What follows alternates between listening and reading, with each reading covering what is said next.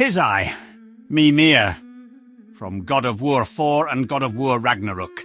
Like and subscribe for more of this shite in your feed, laddie. So, Mimir, why did Freya spit in your face? No. Speak of Baldur. He claims nothing harms him. Aye, Baldur is blessed with invulnerability to all threats, physical or magical. The boasting of a god. Everyone has a weakness. Not him, I'm afraid. Baldur is blessed with invulnerability to all threats, physical or magical. You just said that, Mimir. Did I? What is the source of this power? Well, as I recall, it involved, a spell? Mimir? Parts of my brain must still be coming back to life. Just need a moment to finish waking up. Hope he's not broken. Mimir, you never did tell me why Freya spit in your face.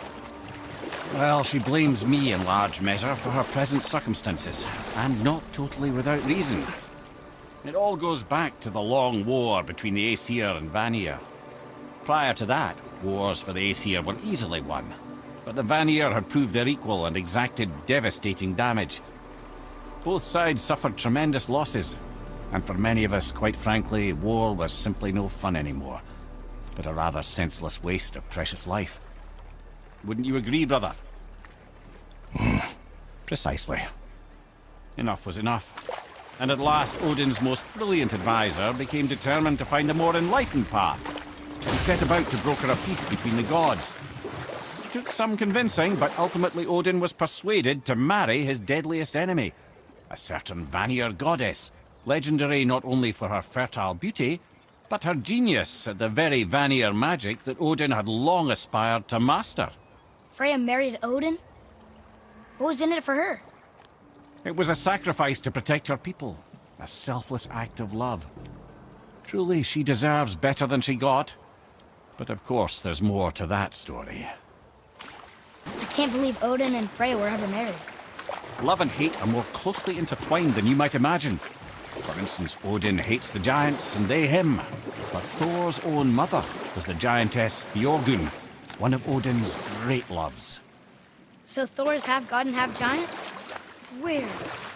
Once Fjorgun was gone, lonely ages passed for Odin. And as war with the Vanir raged, I could see what he really wanted beneath his bluster. And after no small amount of convincing, Freya agreed. For a while there, he really turned on the charm. He seemed happy. He seemed interested in making her happy. He granted her so many wishes I can scarcely recall them all.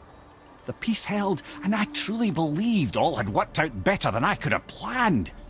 But Odin's true face showed itself again in the end. Oh, he won Freya's trust, and she taught him some of her Vanir magic, another choice she would live to bitterly regret. Sadly, despite his wise counsellors' best efforts to persuade him that peace was the only true path to stave off Ragnarok, Odin never let go of his obsession with Jotunheim. The taste of Vanir magic led him to new forms of experimentation and new levels of depravity. Okay, obviously the marriage to Odin didn't last. But how did Freya end up a hermit in the woods? Oh, that was a singular piece of cruelty, even for Odin. As if the marriage wasn't punishment enough. Freya was better to him than he deserved. She stuck it out through all manner of indignity, all in the name of maintaining peace and safety for her people. But Odin's madness, his tyranny, his corruption of her magics, it became more than she could stomach, and at long last she broke it off. Odin's wrath was fierce, and his curses upon her were more than she dared to fear. But her magic was so much stronger than his. After so much time together, he knew her vulnerabilities, and exploited them to craft curses she could never break. Oh, like not being able to leave Midgard. Worse still, he robbed her of her warrior spirit. Freya cannot fight, even to defend herself. No living thing may she harm by blade nor spell. In a world this belligerent, what choice does she have but isolation? Poor Freya. I guess if I was her, I'd spit in your face too. Aye, lad. So would I. Well, you gentlemen certainly know how to get around. Why don't you tell me how all this began with Baldur? He just knocked on our door. Baldur of Asgard just knocked on your door. Yeah, He just showed up and started a fight. He said he wanted to know something. He said, I know what you are. Oh, well, we'll circle back to that later. What exactly did he want to know? I was on it before by then. He said I already knew what he wanted. Perhaps he mistook me for another. That's quite interesting. So what do you think, Mimir? What does Baldur want with us? Well, let's look at what we know. Baldur is Odin's finest tracker bar none. If he wants you, you have to consider the possibility that Odin wants you. And as for what Odin wants, on this I have some expertise. What could we have that Odin doesn't? He's like the king of gods. Of the Aesir, aye. But his reach is not unlimited, and where he cannot reach, he is preoccupied with going. He's certainly tortured me enough about it over the years.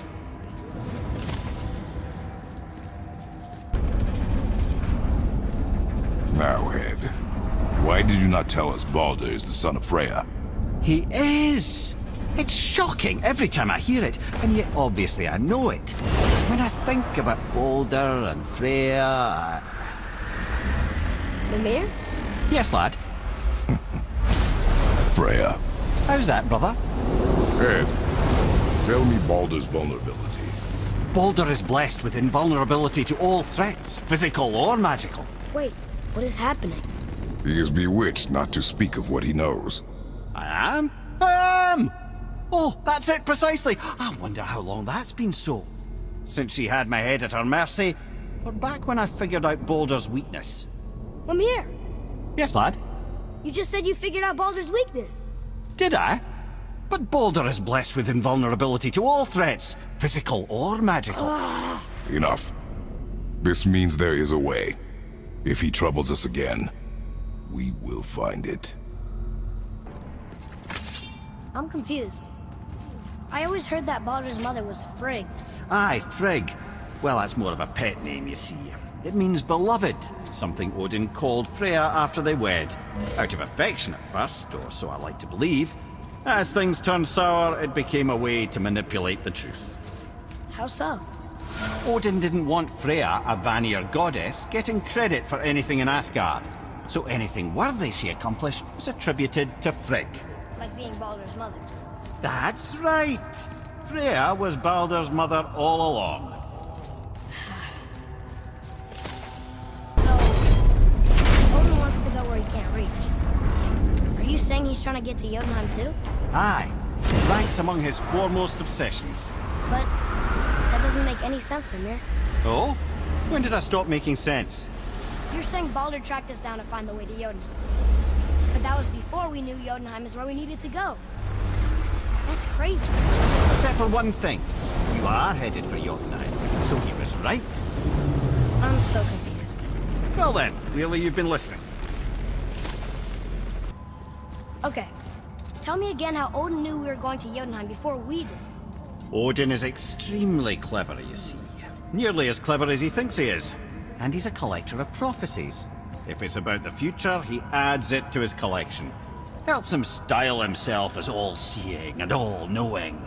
But of course, the idea is control. Control of the future, control of his fate. He'd control every realm of every land in every world if he could. Every potential pocket of resistance, he seeks to eliminate. Even if you've never posed a threat before, he may think one day you might. So you see, it's not important how he knew before you did. It's important that he was right.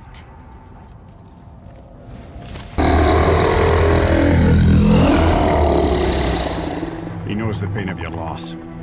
He will help you.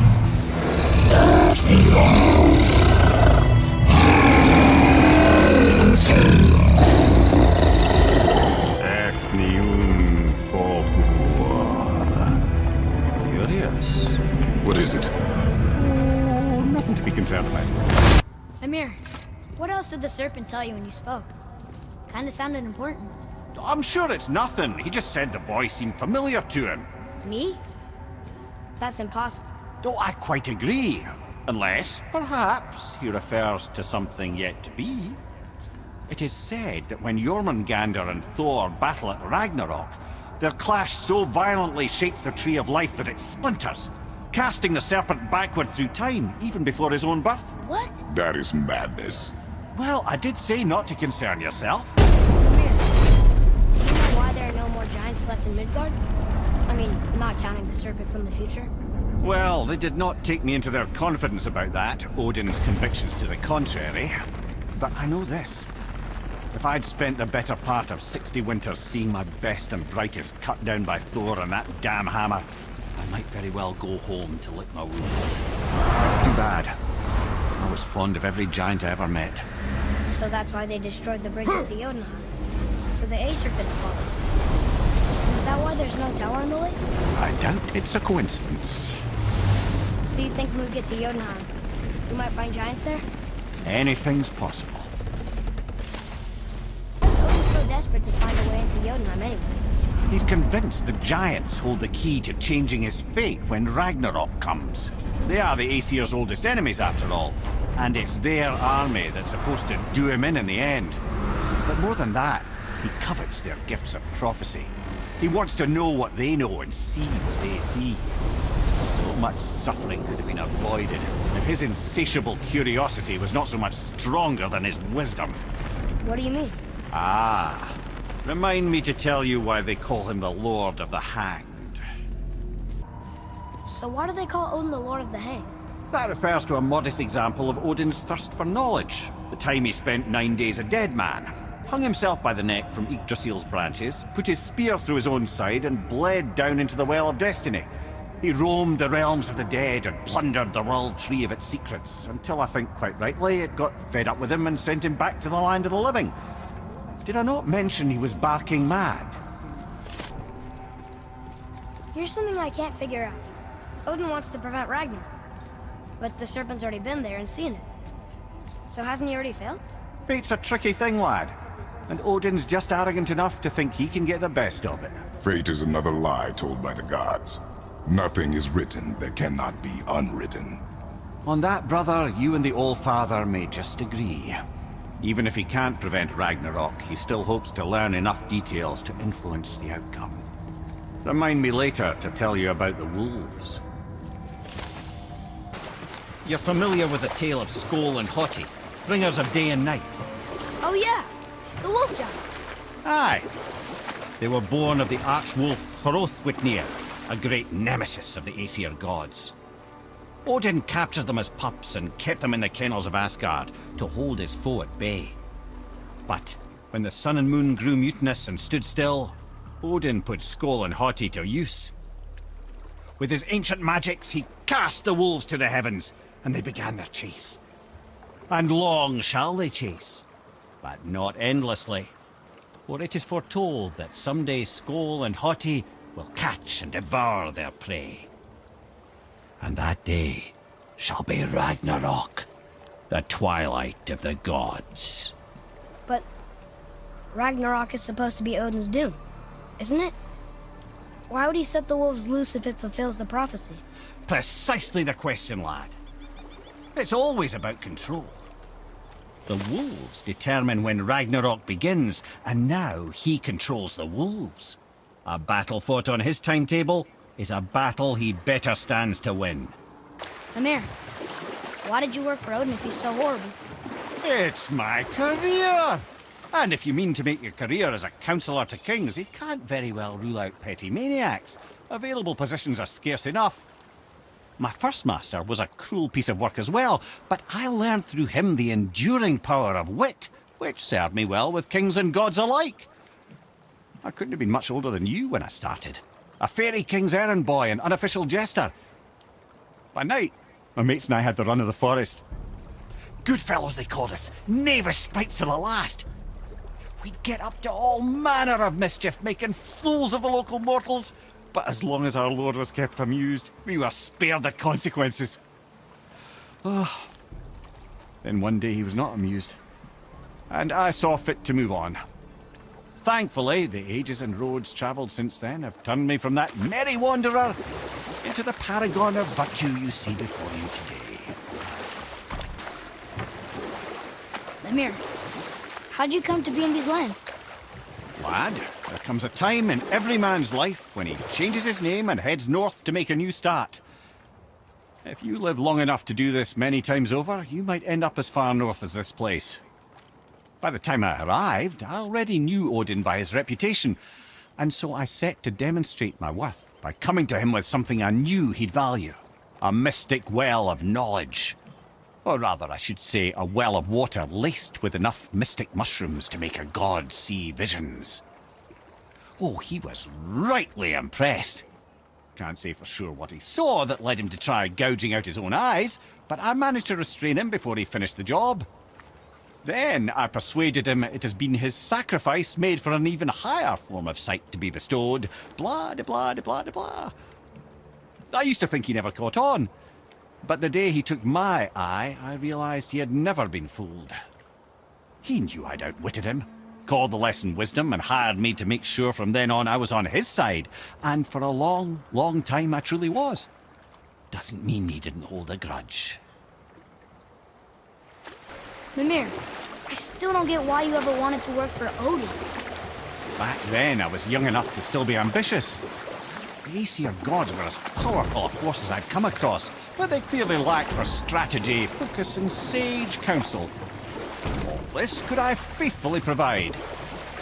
And so, a stranger from a far-off island found himself with Odin's ear, trusted as he trusted no one but himself. And with that kind of power, laddie, I must confess, there are perks. Yeah, but he's Odin. I never claimed to be perfect, laddie, only clever. And often too clever by half. So what'd you do to get Odin so mad at you? Well, for a long time my job was to enable Odin, and I was fucking excellent at it. Gradually, as I grew more to care about people and the world, my job became to contain him, to protect him from himself. By serving peace, I served his interests as well, that's the truth. But he saw it as disloyalty. No longer trusting my motives, but not wishing to part with my brain or tongue, he bound me to a tree and adopted a new pastime of casual torture. Well, I'm glad we came along to cut off your head. Aye, lad. Lucky break that was. Who are those two men with baldricks? Are they really the sons of Thor? Aye, Magni and Modi. Two bigger twits you won't likely find in the halls of Asgard. They'll do anything their uncle puts them up to. They are fools. Well, dangerous fools, to be sure. When they work together, they're formidable. But too often it's a petty competition. Terribly strong, even as children. I remember the time Hrungnir the Brawler fell upon Thor. Another time, Ed. Aw. Mimir, you never told us what Magni and Modi had to do with Hrungnir. Oh, yes. Well, what happened after Hrungnir fell slain upon Thor was that nobody in the court could get the stone body off of him. Thor was no use at this point, his brain rattled, his breath shallow, but none of Odin's men were nearly strong enough to help. Then enter little Magni and Modi, no taller than shrubs. And while nobody but myself was looking, they flipped over Hrungnir's corpse and freed their father. Magni, being the blonder, got all the credit, and Modi remained bitter about it from that day to the end, which I don't need to tell you about. So, Mimir, seemed like maybe you know Brock and Sindri. Or the Huldra brothers. Well, who doesn't? They're quite famous, or infamous, depending on your point of view. They crafted Mjolnir, you see. Thor's hammer, the Aesir's greatest murder weapon, the bane of giant kind. They made Thor's hammer? I didn't think they'd like the Aesir. Oh, I should say not. But this was long ago, and they were eager to make a name for themselves. Rather overdid it with that one, methinks. Hang on. Mimir, you called Brock and Sindri the Huldra brothers? Aye. But they're dwarves, aren't they?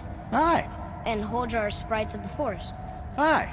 Beautiful, seductive sprites of the forest. So why would you call Brock and Sindri the Huldra brothers?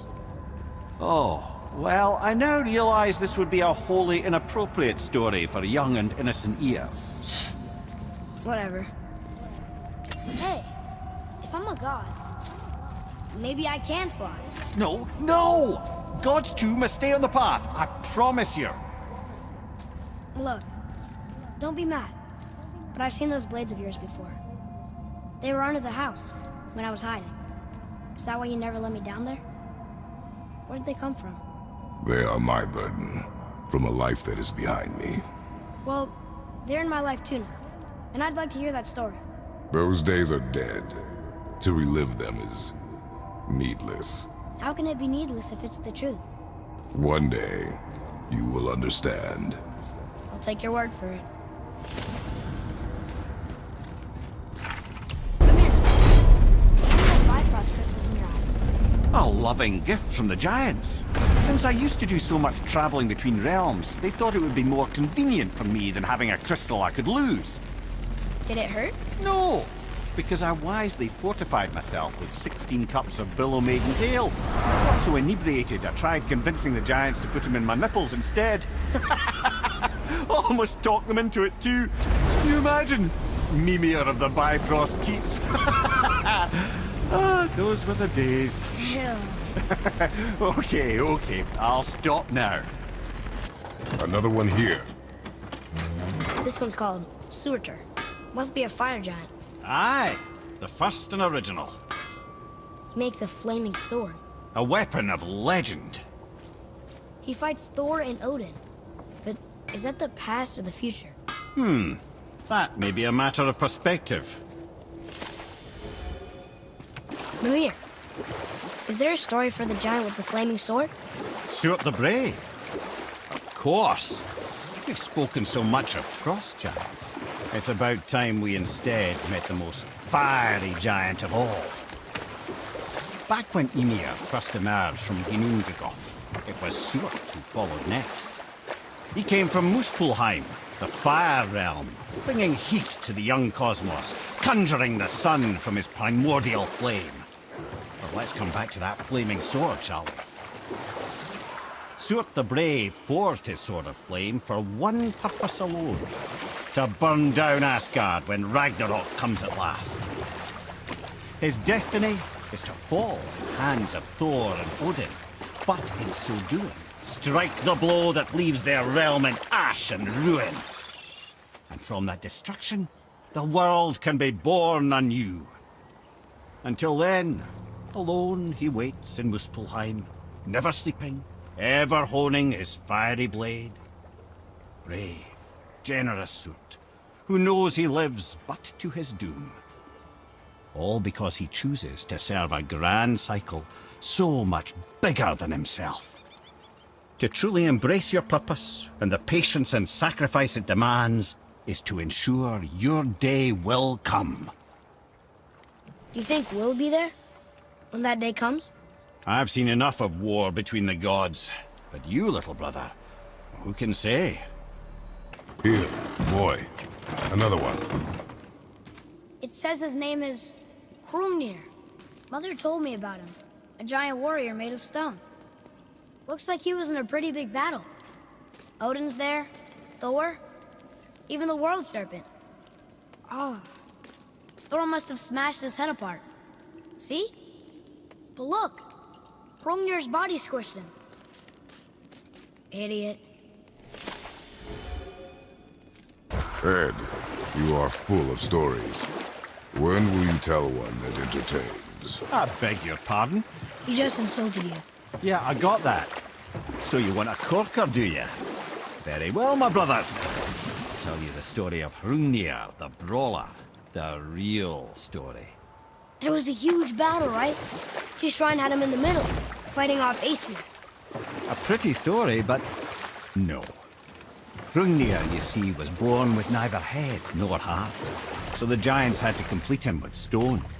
He was strong, to be sure, but also a perfect simpleton. Odin met him wandering in Midgard one day, found him so amusing, so harmless, so gullible, that he invites him back to his palace in Asgard. There he gives Hrungnir his fill of mead, and goads him into all manner of boasts and antics, all for the amusement of the court. I was there. I saw the Aesir laugh as Hrungnir leapt upon his shield and swore he'd kill us all and take our womenfolk back to Jotunheim. Then Thor shows up. And does he laugh? Oh no. Thor takes one look at the drunken stone buffoon and brings down Mjolnir on his head so hard that he's got chunks of Hrungnir in his own skull to this day. Thor is so startled by the faceful of rock, he doesn't notice Hrungnir's body topple right onto him with a sickening crunch. And again, the roars of laughter echo through the palace halls. That's an awful story, Mimir. Nothing like the ones Mother told me. Let that be a lesson, my son. Truth is seldom so pretty as myth and legend. Look here. Another. This one is Thrym, a frost giant king. Correct. A cunning one as well. Is that Mjolnir?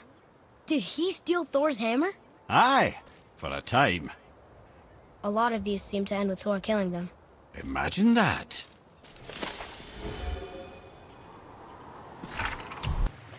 Mimir, why don't you tell us the story of the giant that stole Thor's hammer? Happily, my boy.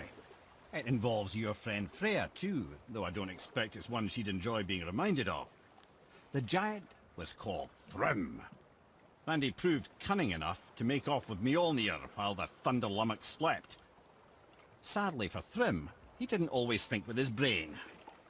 Though he had robbed the greatest giant killer of his greatest weapon, he offered to trade it back to the Aesir in exchange for Freya as his bride. Now, at this point, Freya was married to Odin, and Odin, frankly, would have traded her for a sufficiently strong need, but he saw an opportunity here. Thrym's palace was in Jotunheim, and only giants know the way. By agreeing to the marriage, they'd have to escort Freya back to their realm. So, Odin coerced Freya into using her Seithar magics to conceal Thor, so he could sneak along with her and infiltrate Jotunheim. When the hammer was produced as the wedding dowry, Thor revealed himself. He took back Mjolnir and wasted no time in smashing Thrym's skull, followed by every other giant present for the festivities. The only thing that put a stop to it was Freya, who wanted no part of this massacre. She cast a powerful spell that hurtled them both out of Jotunheim with no means of return.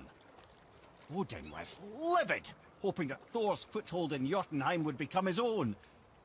And oh, would he ever revenge himself upon Freya? What is the point of this story, Head? Well, for Thrym, the lesson would be to keep his priorities straight. For Freya, it's that doing good has a price. For Thor, it's that no object of power makes you what you are. And if what you are is the biggest butchering bastard in the Nine Realms, nobody can take that away from you. Another one here. Stargather. Wow, that's a lot of arms. That's fair to say. 6, 7, 8? Could he shoot 4 bows at once? More of a swordsman. He did only have the 2 eyes. It looks like Thor cut him down to size. It's what he does.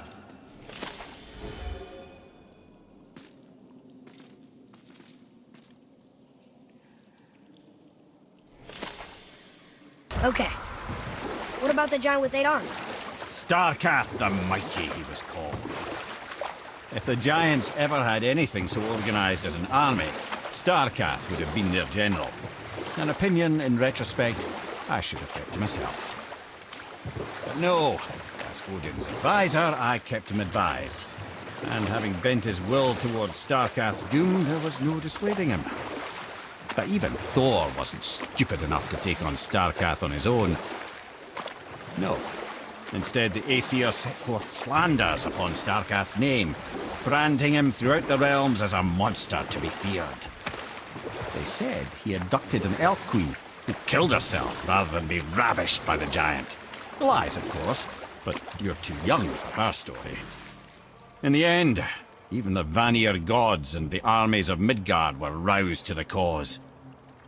They surrounded Starkath, showered him with arrows until he was brought to his knees. He surrendered, hoping by trial he could clear his name. Thor took advantage and ripped off one of Starkath's arms, which only made it easier to sever another and another until he was satisfied. Relieved of 6 arms and too much blood, Starkath perished upon the battlefield. I regret it to this day, you know. I told myself there was nothing I could do, but I wish I'd tried. Look here. Another. It says his name is Bergelmir. I think Mother said he was the king of the giants. Aye, that he was. And quite a bit more. Looks like he had a lot of kids. That, little brother, is what we call an understatement. He's dead, but nobody killed him. Do giants die from old age? They may, though it's rare among the legends.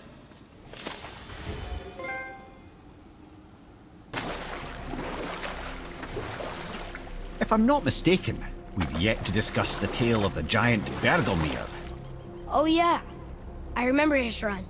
It looked happier than the other ones, mostly.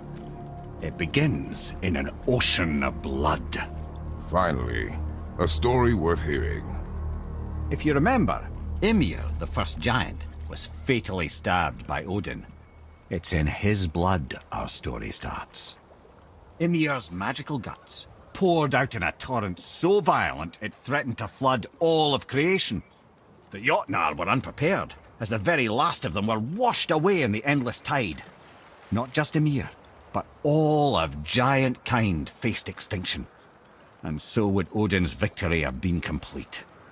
But Ymir's kind did not all perish that day. Staying afloat in the hollowed husk of a tree, the frost giant Bergelmir endured, as did his lady wife. For weeks they sailed, until finally they came upon a new land. They called it Jotunheim. And there they would start anew. As father and mother they would multiply exceedingly, and as king and queen they worked to make Jotunheim a land where giants would know no master but themselves. Bergelmir never sought revenge for Odin's slaughter. His vengeance was to live and prosper. He died at peace, a legion of his kin to mourn him. He would ever be known as Bergelmir the Beloved.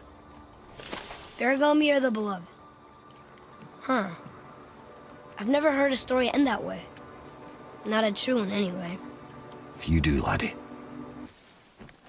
Look here, another. This giant's a sorceress. Her name's Groa. Looks like she had visions. Did Odin kill her for her book?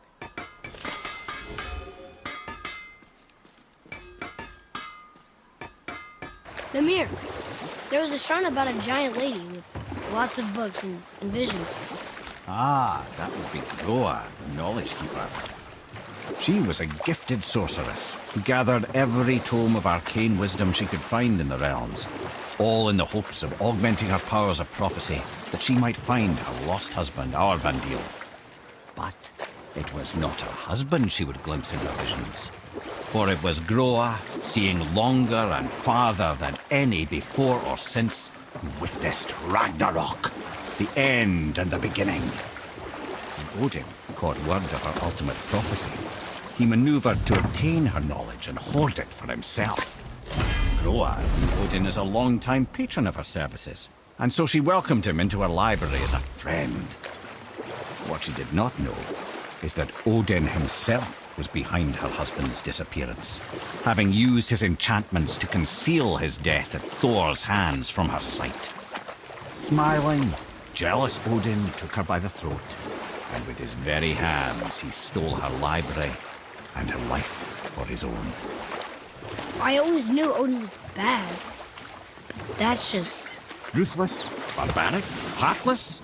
That's Odin. In fact, we would do well to sit here in silence for the next few moments and reflect on Odin's capacity for cruelty. Look here, another. It's Skadi. Mother liked her. A great huntress. That's her father, and all the animals she hunted. In the last panel, her father again. Both of them. In the snow. Mimir, what can you tell me about that giant lady with the bow? She was called Skadi, Queen of the Hunt. Her father was Thiotzi, who could take the shape of any wild creature, and taught Skadi how to hunt them all. From the ribs of pack beasts, she fashioned second feet, allowing her to glide upon the snow so no animal could evade her.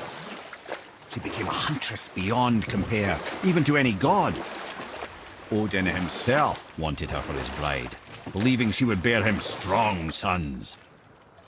But she spurned his affections, and for that insult, Odin vowed revenge. It was put forth that the Aesir were plagued by an eagle who would steal the precious golden apples of Idun. Not even the finest archer among the gods could bring it down. Odin knew that Skadi could not resist the temptation to prove herself superior, and so she joined the hunt. Skadi tracked the eagle as it flew where she alone could glide, and loosed an arrow from her unerring bow. When she collected her quarry, she found no eagle at all, but her own father, poor Thiotzi, slain by his own daughter. She was overcome with grief and shame, for there is nothing nature so reviles as a child who kills their parent. Skadi succumbed to her fate as winter's blanket fell, holding her father as the mountain held her in an embrace to last eternity. Well, that was sad. Aye.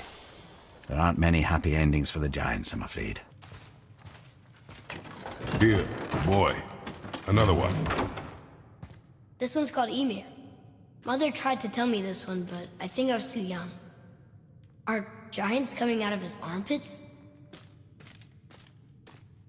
I think that might be Odin stabbing him. I have a question.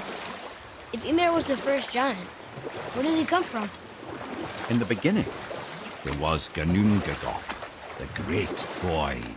There were no realms yet, only primordial forces. There was fire, and there was ice.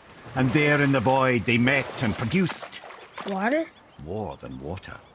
The mystic lifeblood of something entirely new. From this water, Ymir took form and became a being of pure creation and chaos, mother and father to all that came after. Even the Aesir? Aye. Every god, man, and beast came first from Ymir's flesh. Though it was the Aesir who thought themselves so superior that they should hold dominion over the rest of creation. It was Odin who took arms against his creator and spilled Ymir's lifeblood with his spear. A necessary evil, he would say, to bring order to the realms. From Ymir's torn flesh, Odin would fashion the realm of Midgard for his own.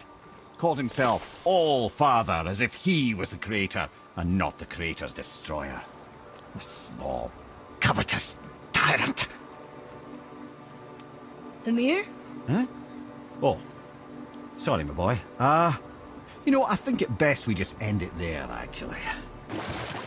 There was a giant once named Thamur. A very giant, who, despite his mountainous size, was without question the greatest stonemason this world had ever seen. Proud Thamur hoped to one day pass his vast knowledge on to his son. But young Hrimthur had the heart of a warrior. Perhaps the father had too much fear in him, or the son too little. Either way, a quarrel of theirs spiraled out of control, and the overworked stonemason struck his son.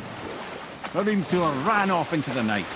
Feeling shame and regret, Thamur chased after his son, but in his emotional state soon found himself wandering Midgard, lost and alone. Sadly, he caught the eye of the one person he didn't want to meet alone that night, so far from home. Thor. Thor killed him. No. He fell in a village? Aye. When Thamur fell, he'd crushed a charming place famed for worshipping the Vanir god Njord. Thor always took credit for planning that one. The truth is, the sweaty ballbag just got lucky. Mimir, you never told me what happened with the stonemason's son. Hrimthur, son of Thamur. After completing his father's masterwork, the Great Wall of Jotunheim, he thought of nothing but making the Aesir pay for their crimes against the giants. Once he longed to fight Thor, but tragedy had brought wisdom to Hrimthur, and cunning. He observed that Asgard's walls were half-built and shoddy, for no Aesir god could be bothered with such tiresome labor. So Hrimthur adopted the guise of an ordinary man and made the Aesir an offer. He would build them majestic new walls, and if he couldn't build them within 2 turns of the season, they would owe him nothing for his labours. And if he succeeded, he asked only for an audience with the goddess Freya. Odin agreed, knowing the task was impossible, but intrigued by the stranger. Hrimthur made short work of it, of course. He had the benefit of his father's training and the aid of a magical stallion for fetching stones. Odin was not happy to find himself on the losing end of the wager, but he seemed to uphold his end of the bargain. Freya was sent to meet the mason, and to her surprise, he wanted only to whisper something in her ear. That being done, he made his way out of Asgard.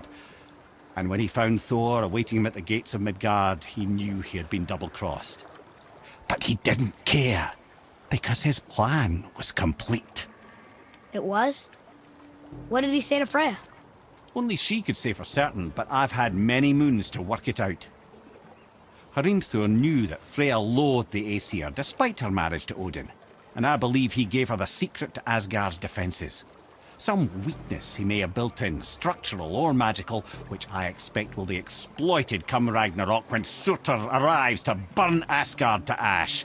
If not sooner. Look here. Another. Ah, you know this one, don't you? It's Thamur, the giant stonemason. Is he building a wall around Jotunheim? It was to be his masterwork. He only wanted to protect his people. Too bad the first part got burned. I prefer the last panel was burned. Such a senseless pity. So how was your trip to Jotunheim? Will you give them a little privacy? The kid just found out he's a giant. He doesn't need you interrogating him. Bruh, you knew? Oh, we knew Faye was the last guardian of the Jotnar left in Midgard. That's why we made her the axe. We hoped it could restore the balance of power. After Thor went all berserk with our hammer. Though in the end, it seems, she chose another path. She chose, well, you. Both of you. I suppose she figured that was the best chance for the giants to live on. And now, I suppose... How about that? A young Jotun with us the whole time. And the son of Laufey, the just... Oh, I should have seen it before!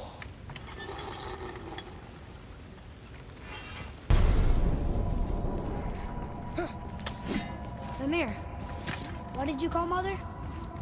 Laufey the Just? Did you know her? I never had the pleasure. Laufey was a rumour in the halls of Asgard. A giantess warrior who thwarted many an Aesir god's plans. Freeing those who they would enslave, feeding those who they would starve, generally making a nuisance of herself in the most noble of ways. Thor was terribly frustrated he could never find her to fight.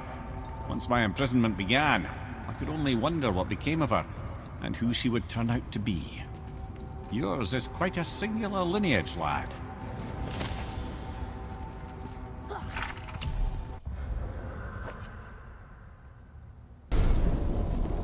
I know I've been up in a mountain for a while now, but since when do the dead not stay dead?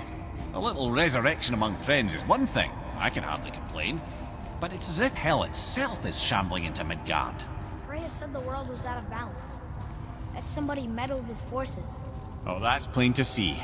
And Odin is the king of meddlers. But I shudder to think what he did to cause this. Perhaps it involves the Valkyries.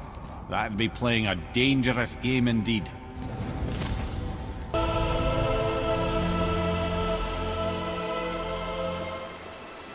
Thank you, friends. You have saved the Valkyries.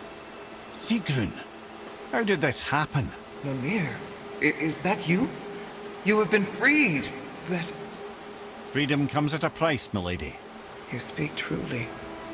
Countless winters we serve the All-Father. But only through his union to the Queen did we ever taste some measure of freedom. But aren't you the queen? There has only been one Queen of the Valkyries, the goddess Freya. When Odin severed her wings, I served in her absence, but it wasn't enough for the All-Father. He used an archaic piece of magic, corrupting my sisters. I tried to contain the damage by imprisoning them in places where they could cause no harm, but soon I lost myself as well. Sigrun, I'm sorry for being so worthless. I could have done something, or tried at the very least. What will you do now? I must reunite with my sisters. Together we can restore balance to the realms. You have the eternal blessings of the Valkyries.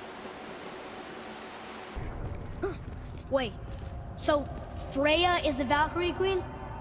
She never told us. You never told us. Explain yourself, Head. Or are you bewitched again? Not at all. Freya was Queen of the Valkyries at one point.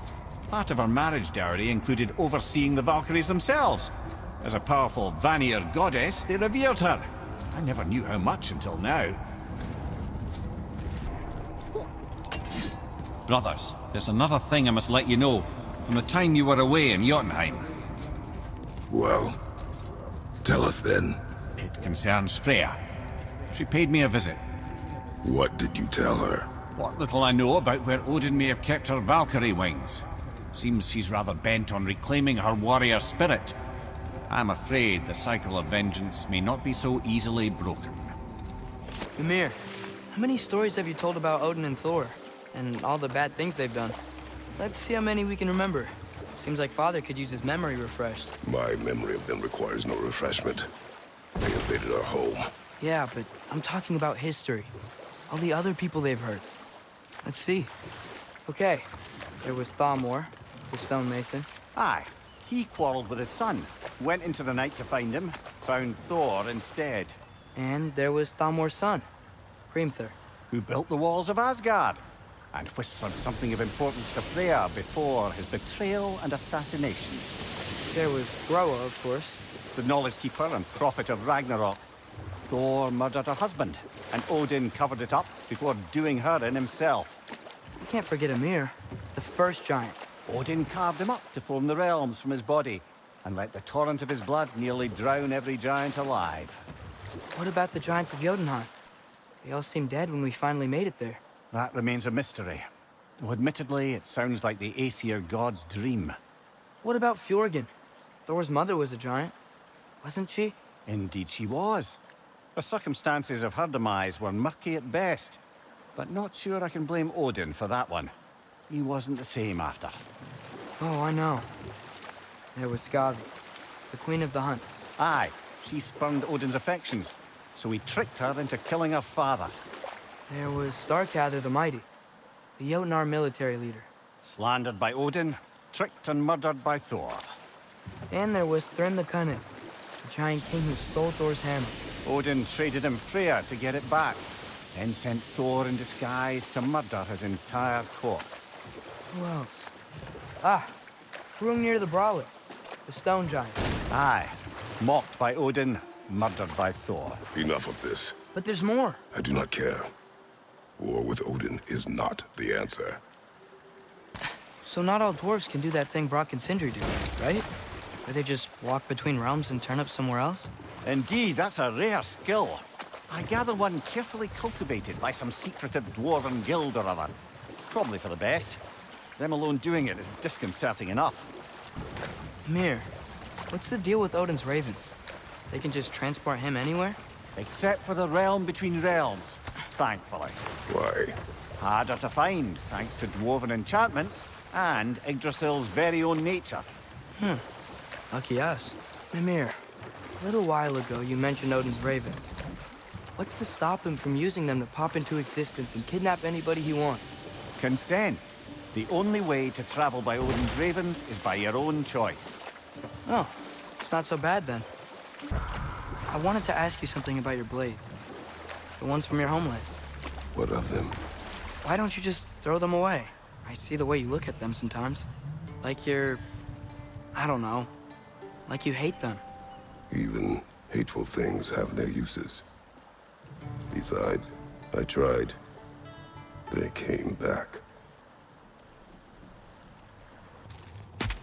Mimir, wouldn't you prefer to face forward rather than backward? We already tried. There were issues with viscera. Oh. And there was a brief bit where I thought I might get used to it. He did not. Brother, you ever think of cooking meat with those blades of yours? No. They would foul the meat. Oh, because of the magic on them? The blood. Ah, yes. Carry on then. Atreus, you are getting better. Faster. I'd even be better than you one day, huh? If you are not, I have failed.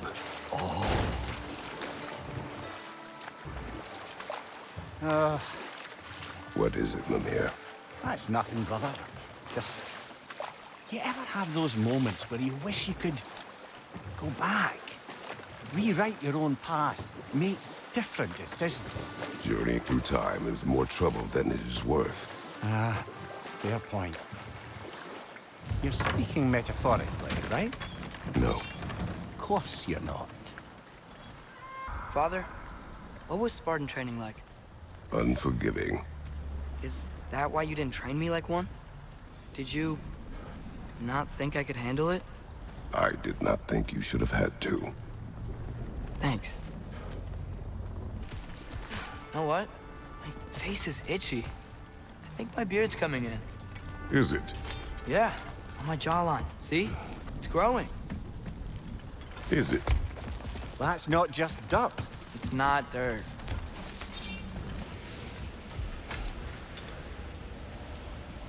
What are these animals? Gulon, native to Vanaheim. Not sure what they're doing here.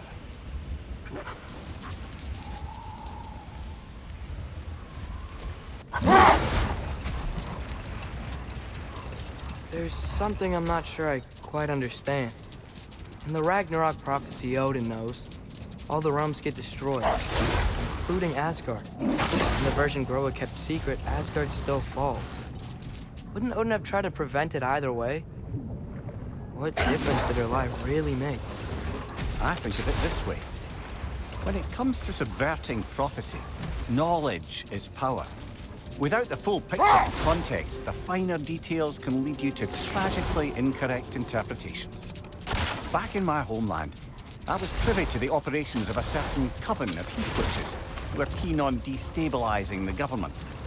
They picked an influential Thane, an otherwise loyal man, and fed him a story of his own ascension to king.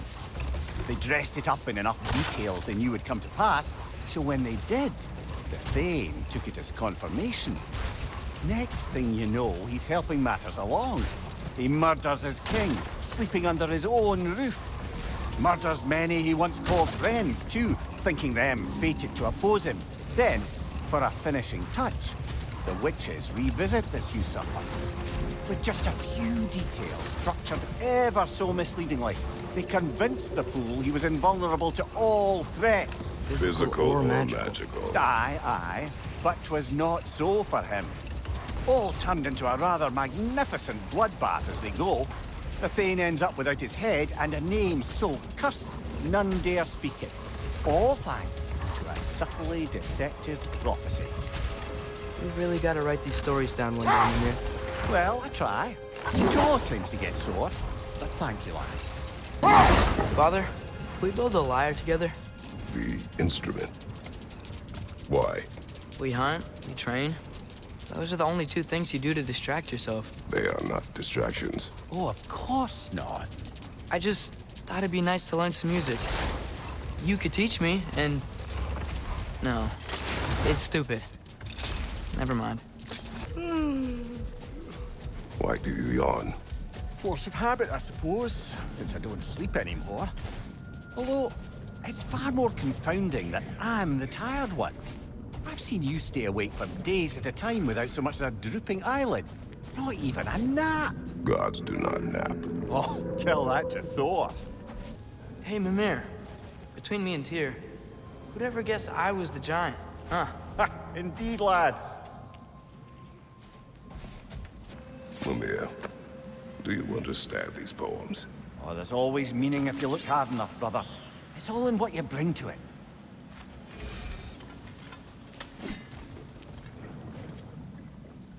So you just refuse to pick a favorite poem? That's uncharacteristically indecisive of you. I have a favorite poem already. One from my homeland.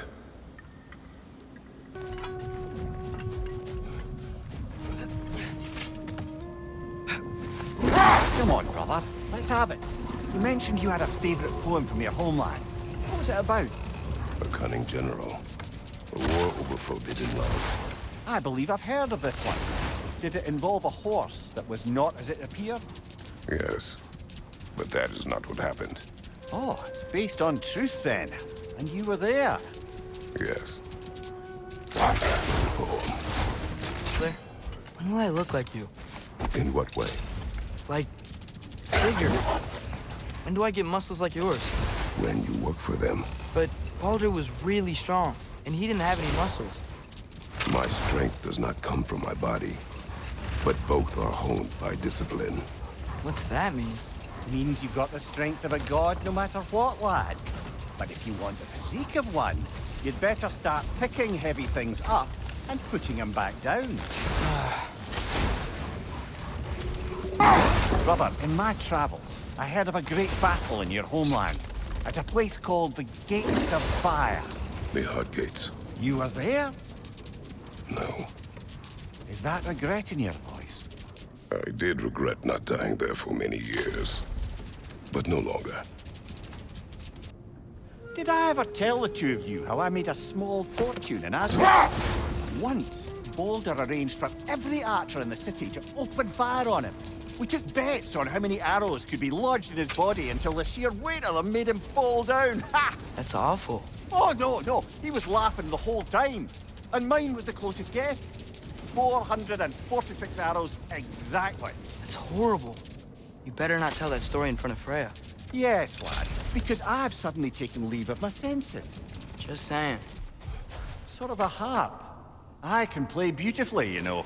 I do not, and would prefer it remain that way. Well, you two seem to be getting on since completing your mission. Dare I hope this alliance has some staying power after all? It seems to me we share a common enemy. Kratos, you may not accept that Ragnarok is inevitable, but you're smart enough to know Odin is a threat. Whatever comes next, our best chance of surviving it is to work together. Do you agree? I do. Then as to Brock's offer, you can imagine staying under the same roof as a couple former enemies? No further temptations towards terrible vengeance? Not against you. Either of you. You have my word. So it's true. Tyr's really alive? Aye. Not exactly shipshape. He sleeps in a broom closet now. But he's adjusting. How did you find him? Largely that's down to Atreus having figured out how to access the prophecies giants reserved for their own kind. We only learned of it ourselves after Thor and Odin came calling. To your home?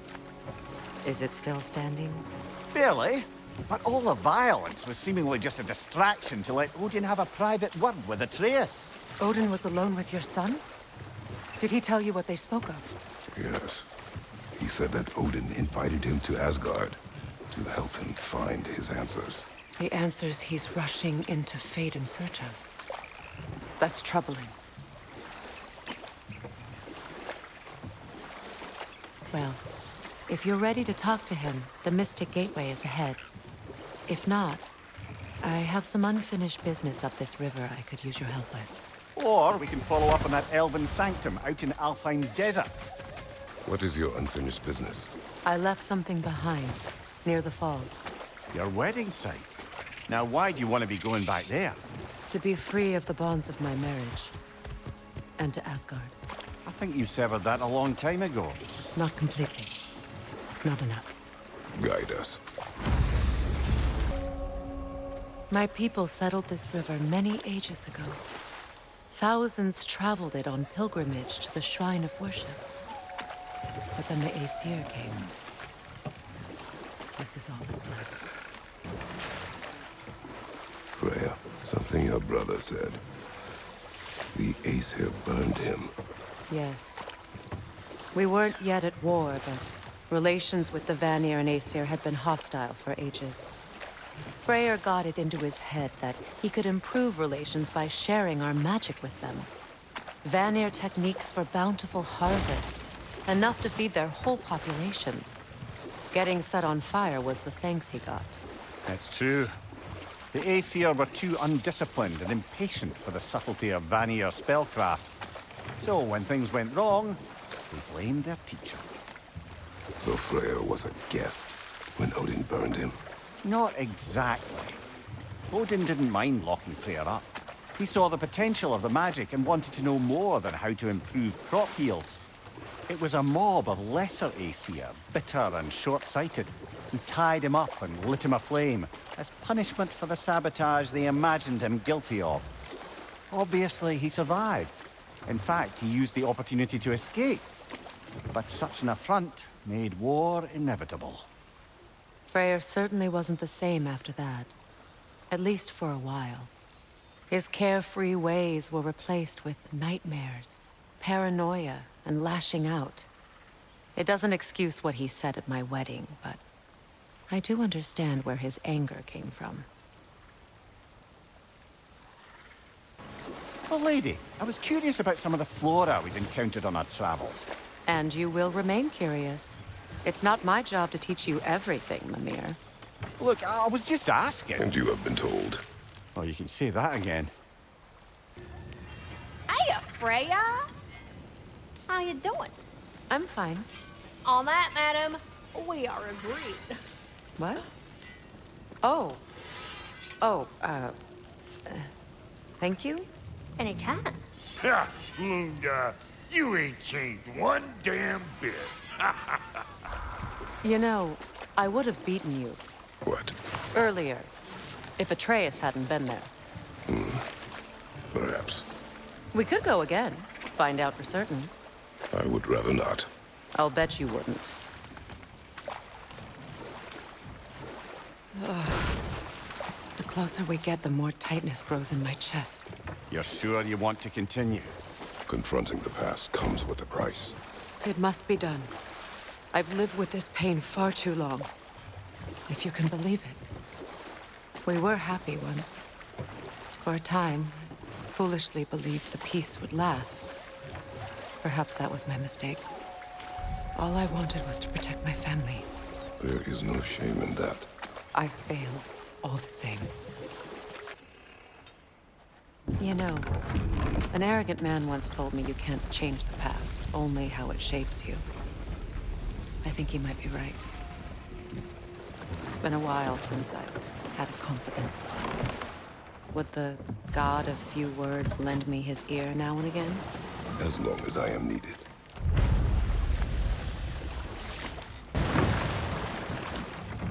Despite his actions in Midgard, Atreus does still care for you.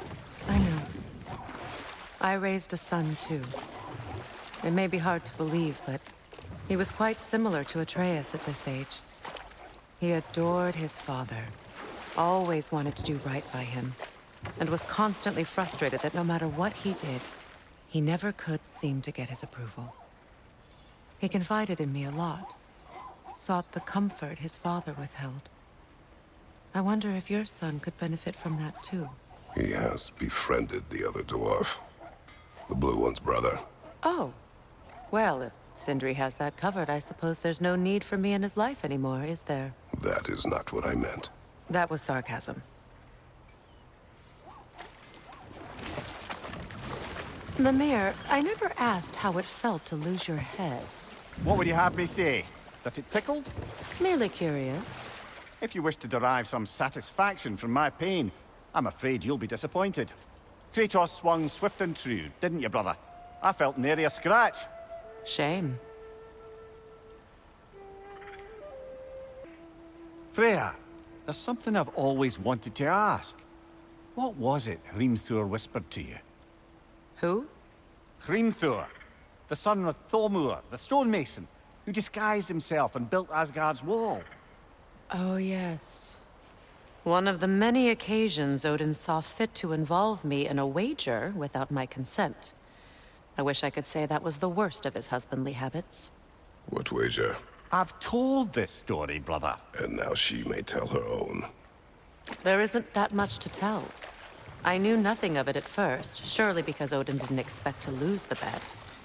A mysterious mason had to build the entire wall in 3 turns of the season. 2! It was 2! And if he was late, he'd be owed nothing. But if he succeeded, he was promised an audience with the queen. Or so I learned one day when Odin burst into our bedchambers, raging and half-drunk before noon, telling me to get dressed and go see what the mason wants. So, off I went, not knowing what had truly been promised or expected. Dagger stashed in my robe for emergency. And this mason, this giant in disguise. His name was Hrimthur. He just smiled to see me. And as you said, he whispered in my ear. He said the Aesir had killed his father, and he needed to know that one day they'd burn for it. I pointed out I was Aesir now too, technically. He gave me a look, as if he somehow knew better, and continued. He said he'd built in a structural flaw behind the Asgard Realm Tower. I knew it! How do we make use of it? We don't. He said Surtur would know what to do. And if Surtur's approaching Asgard's wall... Then it is already Ragnarok. Aye, blast it. I hoped it might have given us another way. Do you regret it, Mimir? Most likely. What are we talking about in particular? Giving up your body? I regret exchanging my life for my freedom? That's a question I ask myself every day, my lady. What about today? Today? Glad to be out in the world. How else could I spend such quality time with you? Okay. Kratos, tell me of an adversary from your homeland. It will serve us well if I understand more of your battle tactics. There was Medusa, queen of the Gorgons. Her gaze turned men to stone. A mirror would turn her own powers against her. Or, you may remove her head. But that is the hard way. Which did you choose? The hard way. Forget I asked. Freya, you once revived a giant's corpse to stop a certain fight we won't talk about. Could you call on that power again? Maybe. Do you have a massive giant's corpse for me to revive? No? Well, there you go. Are we off to find that elven sanctum then, or something else? We certainly can. Though we do have something else that needs our attention. We found a Hofgufa out in the Barrens, my lady. In terrible pain.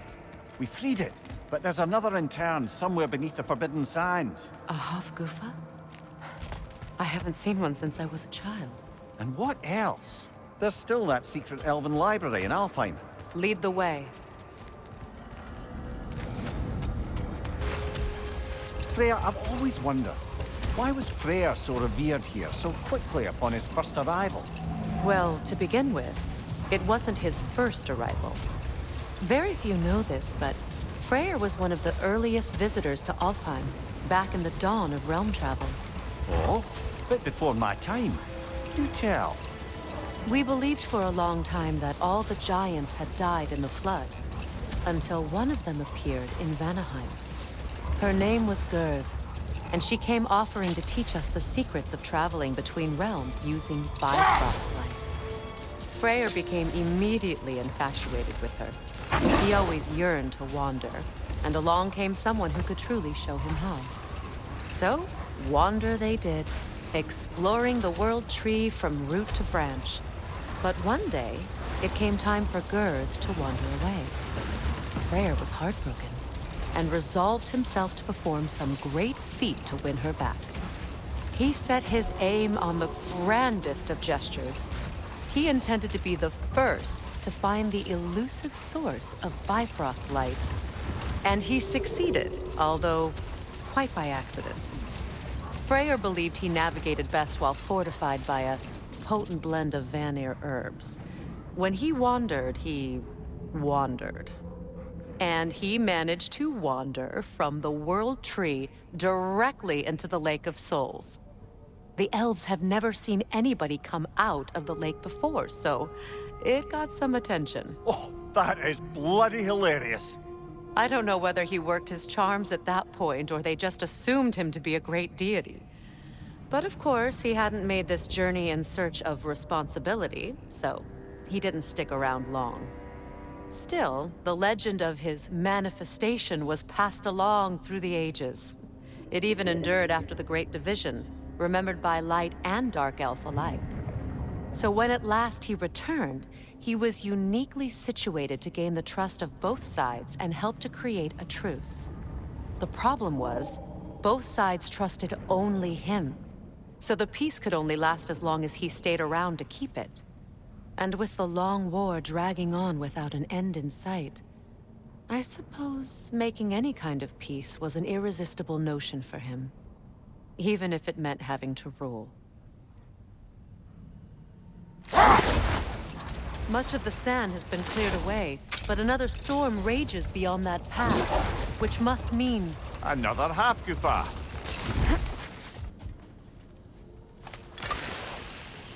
Oh. It looks as though the Light Elves sealed off this section of the Barrens.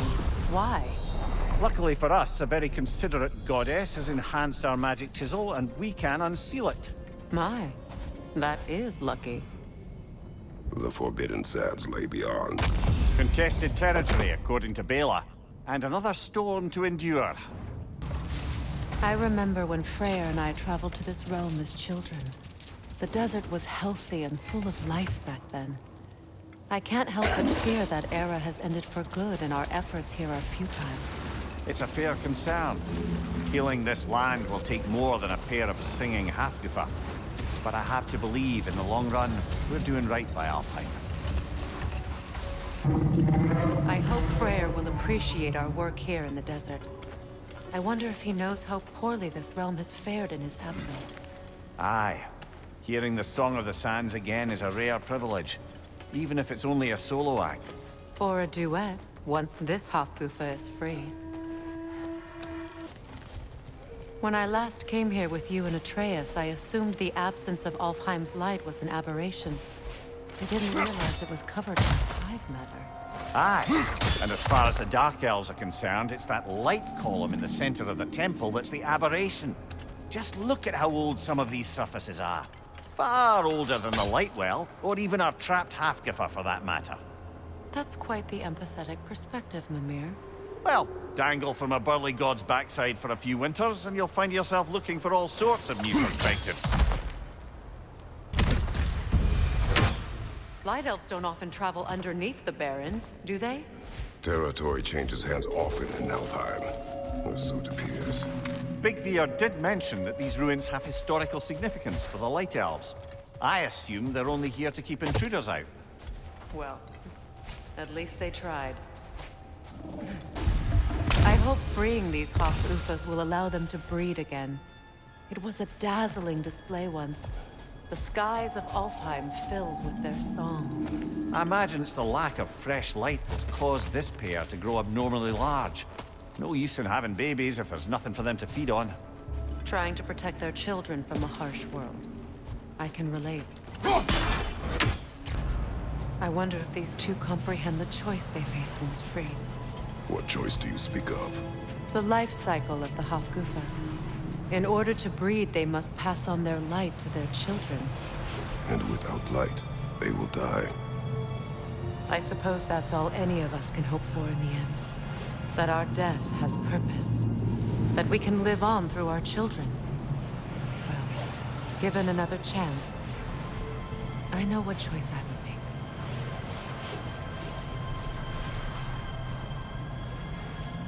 The fate of these creatures, it reminds me of a story. Does it? There once was a blacksmith whose king commanded him to construct a box that could contain all the evils of the world. But no metal could hold such power. So the blacksmith used the flame.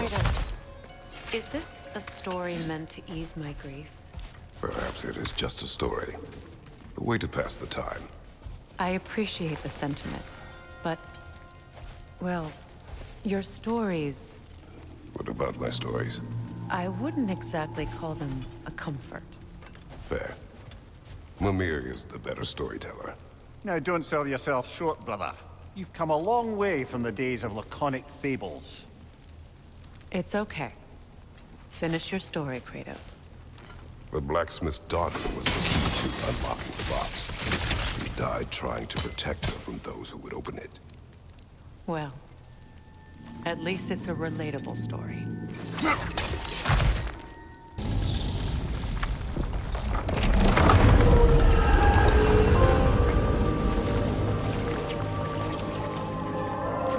If my stories are of no comfort, take solace in knowing you did what you thought was best for your son's safety. Even these creatures know. There is little choice for a parent. You are not alone. I'm not, am I? And now neither are they.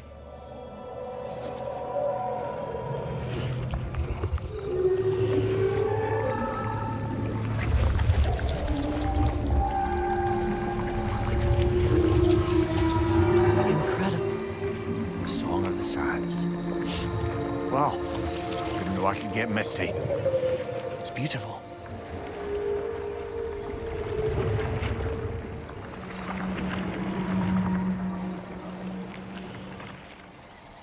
Thank you, Kratos. This land sings once more. We've done good here.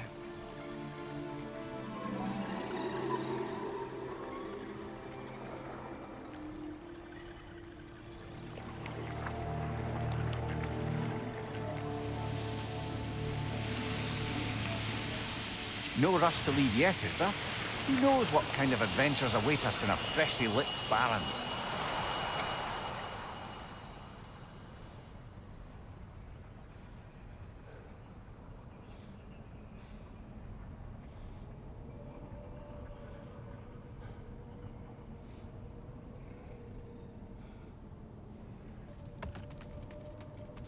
I must say, I think we make a good team. With my brains, Kratos' brawn, and my lady's, Wisdom, magic, ability to tolerate you for long periods of time. I was going to say brutality. That works. That's odd.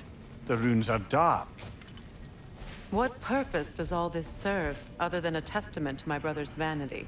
Difficult to say without an inscription. But it looks like the elves built this place together, light and dark. Which means this would have been their first act of cooperation in generations. A far cry from lasting peace, but perhaps it served as a monument, one that symbolizes the potential for peace. This statue may have survived Freya's absence, but a truce clearly did not. Monuments are useless to those who ignore their message. He didn't create a truce through diplomacy alone. His godhood, his very presence is what healed this land and allowed peace to take root. But once he left, he had to have known what would happen. Well, he had good reason to leave. Some jackass convinced his sister to marry a madman. You said monuments are useless. Why restore this one? It was hidden for some time. Perhaps now it can serve as a reminder. Aye. Nothing reminds people of their history like chiseled, well-lit marble. In honor of the Enlightened One, may his gift of light shine eternal.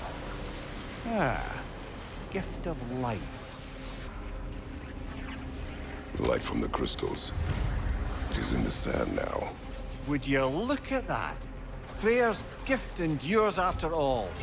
Or should I say, his presence? You are not funny. Even when Freya was actually here, the peace was fragile. Surely a bit of extra light in the desert isn't enough to make it last. Before I met Faye, I could not imagine a life of peace. After her death, in our travels to Jotunheim, I found peace on my own. It remains my responsibility to make it last. Perhaps the elves will find peace again one day, even without Freya's guidance. His presence continues to guide them, whether they realize it or not. Perhaps we can bring these two animals back to Vanaheim, or Midgard even. Specky and Svanna could use the company. We have kennels. It would not go well for them. Once a predator becomes accustomed to a land, it is cruel to move them. I suppose you're right. It just seems lonely out here. It's peaceful. They have each other. It is enough. You know, Freyr loved to breed Gulan pups in Vanaheim. I wonder if these two are the descendants of the Gulan he brought here long ago. That explains how they got to the desert. Another gift for the Dark Elves. Jewelry. Oh? Put it on one of my horns. Let's see if I can pull it off. No. That's all my brother's tributes. Would you prefer we hang on to them? Do what you will. If Freyr didn't bother taking them when he left Alfheim, he wouldn't mind us selling them to the dwarves. Thought jag vet Helga brought it on.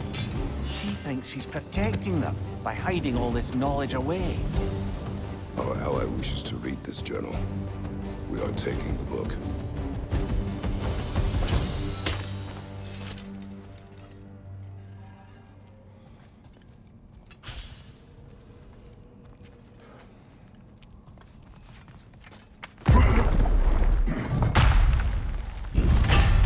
I'm impressed. Thought you were going to end her. When last we traveled here, after Faye passed, I killed an elf of great importance. The ramifications were dire for his people. I do not wish to make the same mistake twice. I wonder, how'd these two pups end up yoked to the sled? Ever try flying in a sandstorm? I imagine Freyr showed the Dark Elves that Gulon could be trained to pull a plow. They must have found new uses for them once the sandstorm arrived. I imagine they're now bred to aid in traveling the surface. Well, brother, before you see the lad again, might we discuss an approach? He will tell me where he has been. That is my approach. Ah, classic Spartan diplomacy. Wait. Did you say Odin invited him to Asgard, and then he disappeared for 2 days? Aye, but surely the lad's got more sense than to... Don't underestimate Odin's powers of persuasion. He filled my son's head with lies. Why wouldn't he do the same with yours? Tell me where we find these Norns. I discovered some of their threads near the frozen lake. I stashed one for spellcrafting, but we may also use it to find them. Just remember, they really don't want to be found. Well, at least things will be difficult for a change. Midgard. How I've missed the freezing gusts and constant raider attacks. Well, that's because they believe Kratos is responsible for Fimbulwinter, and that killing him will end it. Where would they get an idea like that? From me, of course. Of course. Come.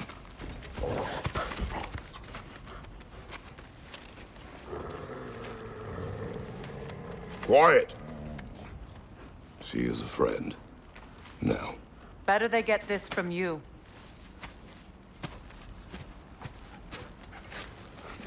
Once the wolves have the scent of the Norns, we'll just need to follow their lead. I will open the gate.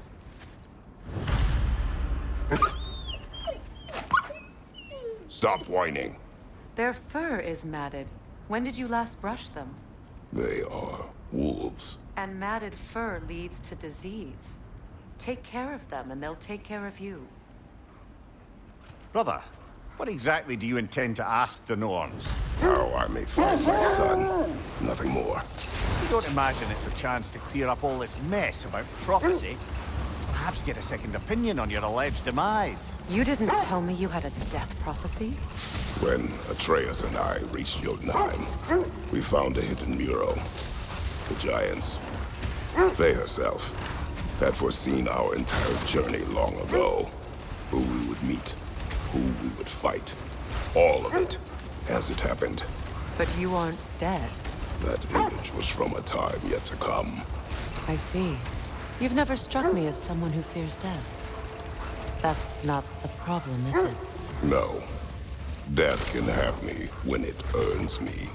Then maybe it's not the future that bothers you. Faye sent you on your journey, and she made sure you'd see that image at the end of it. And you're still not sure why. I wish to speak of this no further. Well, the Lake of Nine has certainly seen better days. Raiders have made themselves quite at home. Not sure I've been back to these parts since our great battle with Sigrun. She speaks highly of that fight as well. You know of that? She told me all about it when she found me.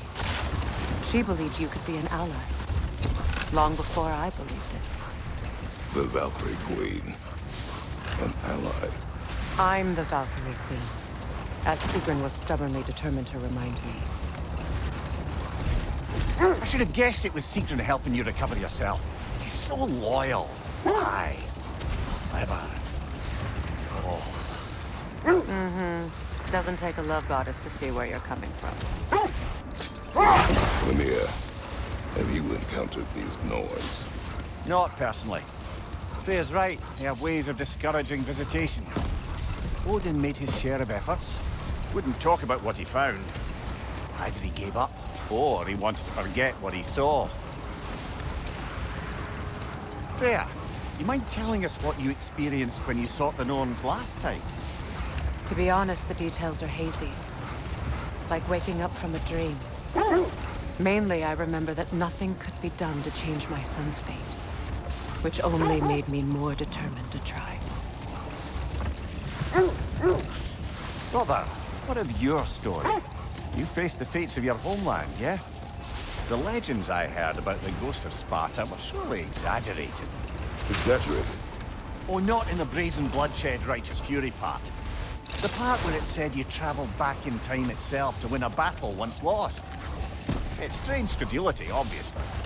I mean, a rumor about Thor knocking the world serpent back in history from Ragnarok is one thing. It is the truth. The threads of fate span all life and time. The Sisters of Fate abused their power. When I challenged them, they threatened to undo my existence. So I killed them and turned their power on Zeus. That's the most dangerous and irresponsible thing I've ever heard. These Norns have no such magic. Nor does anyone in these realms that I've ever seen. Aye, can you imagine? If it existed, Odin would have it. And if Odin had it, we'd be 5 shades more fucked than we are already. I would not ask them to change the past, even if they could. I only want information. And that's quite dangerous enough, in my experience. Kratos, tell me more of your homeland. It was violent and cruel. Sounds no different from these lands. It was warmer. Iron peace, not a golden war. Tyr used to talk about how heavy the cost of war was compared to its bounties. He felt like it was his responsibility to avoid it. Kind of still does, in fact. Is that a frozen lightning bolt? My fight with Thor ended there.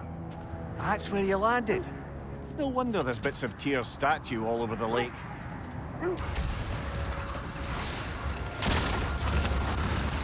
Freya, how was Sigrun when you saw her last? She's still incorporeal, ever since Kratos set her free of her corrupted form. But she hasn't let that stop her from helping any way she can. The truth is, I owe her more than I can repay. I doubt she'd see it that way. When we freed her, she could speak of little else but her reverence for you. Seeing you yourself again would surely be payment enough. How strange. I've never seen that building before.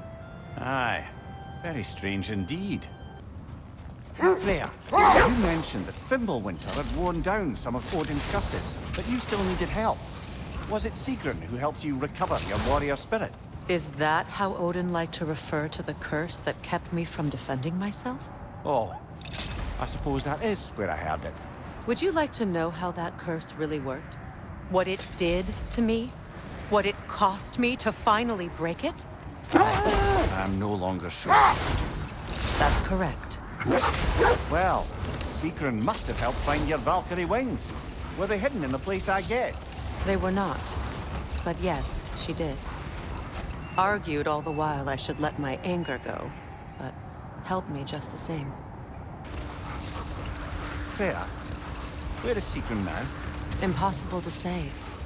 She's on a mission spanning the realms in search of our lost sisters. Our hope is if she can bring their incorporeal spirits to Vanaheim, we can find a way to restore them to uncorrupted forms. There's that itchy sound again. Normally I don't mind ladies whispering in my ear, but this is positively irksome. Anyone ever tell you that you babble when you're terrified? Terrified? I'll have you know I'm at the very most deeply apprehensive. And breaking tension with humor is the sacred duty of a traveling companion. How very dare you! Babbling! Win minds, not wars. Tyr understood the greatest fight of them all was the battle for people's hearts and minds. Too bad Tyr has no interest in doing either these days.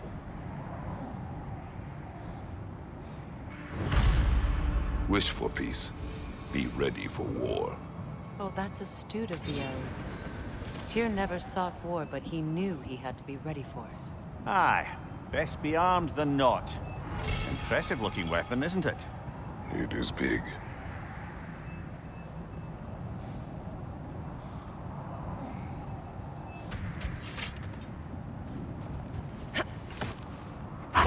Circling back to the topic of prophecies brought about by the efforts to avoid them, I think I can recall such a story as you mentioned, brother. A Greek tale for the stage. Rather lurid, but very popular. You know the one? Every Greek knows the tragedy of the Theban king. Yeah, word gets around about that sort of thing. Brother, about the oracles of your lands, would you say they manipulated events? Did they have an agenda? I do not doubt they held their own interests first, but in my experience, they could be easily fooled by their own prophecies.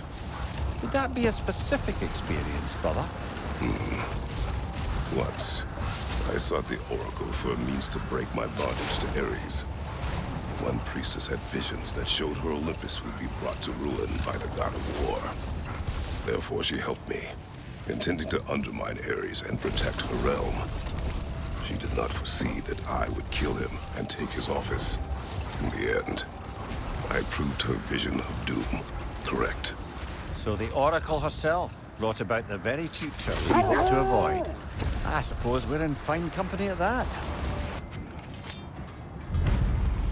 Defend the peace. Well, I think that's the last of it. Doubtful we'll find any more interesting bits. I always admired the love Tyr inspired. Where I come from, gods of war are not revered in such a way. Not all gods of war are the same, brother. No, they are not. Lads, I thought death had cured me of my appetite, but damn if I can't stop thinking about the smell of Tyr stew. Awakened a fair few culinary cravings, did. Black pudding, haggis and neeps, oh! Porridge and honey. What about you, brother? Any pre-Fimble winter foods you're aching for? Olives. The hell's an olive? Something else I recall about that Greek play I mentioned, if you won't take offense to the critique. As a work of performance, it consisted almost entirely of watching people give speeches and receive terrible news. Might have been nice to see more events dramatized instead of described. It is Greek tradition for a story to unfold in a single time and place uninterrupted. It is more clear. If you say so. A net, lungs. Oh, no, that's rubbish. What? Brock's bloody riddle. What gets bigger the more you take away? I can't let that blue twat beat me. If you are this upset, he already has. Meeting the Lady of the Forge really brought back some memories. I thought it was only in my homeland you'd see such things. Mermaids who forge weapons. Aye. I remember very fondly a lake nymph called Mimir. Very talented with a sword. Mimir. I meant that literally. Shame on you. She made the best swords in all the Isles and had big dreams about what she'd do with them one day. I wonder what became of her. The Gjallarhorn. What is it? Where did it come from? It's a very loud horn, and I've not the faintest idea. Mimir. No, truly. No one knows where the Gjallarhorn originated. Odin just gained possession of it one day.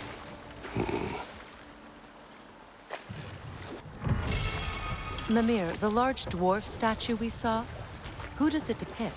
All these Stonefoot, warden of Svartalfheim. He used his wisdom and might to imprison some of the most dangerous creatures in all the realm. Brock's riddle. Could the answer be nothing? What gets bigger the more you take away? Nothing. I don't think so, brother. I do not like riddles. Brother, you don't like riddles, eh? No. Oh, you just haven't heard any good ones. Here. I'm tall when I'm young, short when I'm old. What A candle. Yeah. Heard that one before? No. Oh. Well, did you like it? No. Now that you have a weapon to deal with Heimdall, we just need to find a way to get to him. Aye, if that's still the plan. It is. I will protect my son. So, then it seems the original plan to avoid Ragnarok has fallen a bit by the wayside. That is up to Odin. Yes, that's rather what concerns me. Listen, brother. Those things he said to you. His words are nothing. True, though I expect retaliation is no empty threat. We need to think through the ins and outs of it. You're getting ahead of yourself. Let's see if Sindri has had any luck. Mimir, what else do you know of the mask? Only that it was the great passion of Odin's life. He journeyed across Aegir's burning ocean, into the heart of the silent matron herself to find it. Lost every man in his crew, but to hear him tell it, it was worth all that blood and more. Muspelheim. Feels like I was just here. Something Odin put you up to? Yeah. Company's better this time, though. Mimir. Odin's mask. How do you hear about it in the first place? He said a voice spoke to him one night, entreated him to collect the mask and control his own fate. I still think it's all a bunch of bollocks. Odin got drunk, convinced himself a wooden mask would solve all his problems, and pranced about the realms until he found a sufficiently mysterious bauble to fit the bill. Mask probably doesn't do anything at all. Yeah, probably. So, how was Asgard? I had a fight with Heimdall in a huge field of mud. It got everywhere. No wonder you got out of there. I brought some back if you want to see it. Get away from me, you reprobate! Now that I've spent time in Asgard, it's strange to imagine Magni and Modi there. Sif raised them both, right? She seems like a good mom. Maybe a little overprotective. A good mother? Not the Sif I knew. In a culture as debaucherous as the Aesir, being a paragon of womanhood meant being a fierce fighter and a fiercer drinker. She and Thor seldom knew a moment's sobriety, whether brutally dealing with their enemies or, just as brutally, raising those boys. What do you mean? Oh, little brother. I know you didn't have an easy childhood, but you can't fathom how much worse it can get. Rold. We will finish later. Mimir, you were explaining how bad it got for Magni and Modi being raised by Thor and Sif while they were drinking. I want to understand. Well, imagine learning discipline by having thrashed time and again. That was Thor's approach, the same one Odin used on him. Poisonous notion of manhood passed down through generations. A grim inheritance, leaving all of them the poorer. Well, Sif doesn't drink anymore. Neither of them do. I am quietly flabbergasted to hear it. I get the sense it's more recent for him, but I know he loves his daughter. I expect that's the explanation. Let this wait. Stay alert. Mimir, you can yell at me if you want. Believe it. What would that accomplish? Might make you feel better. You didn't trust me enough to talk through your worries. That's a wound not easily mended. I'm sorry. You needn't be. The fault is mine.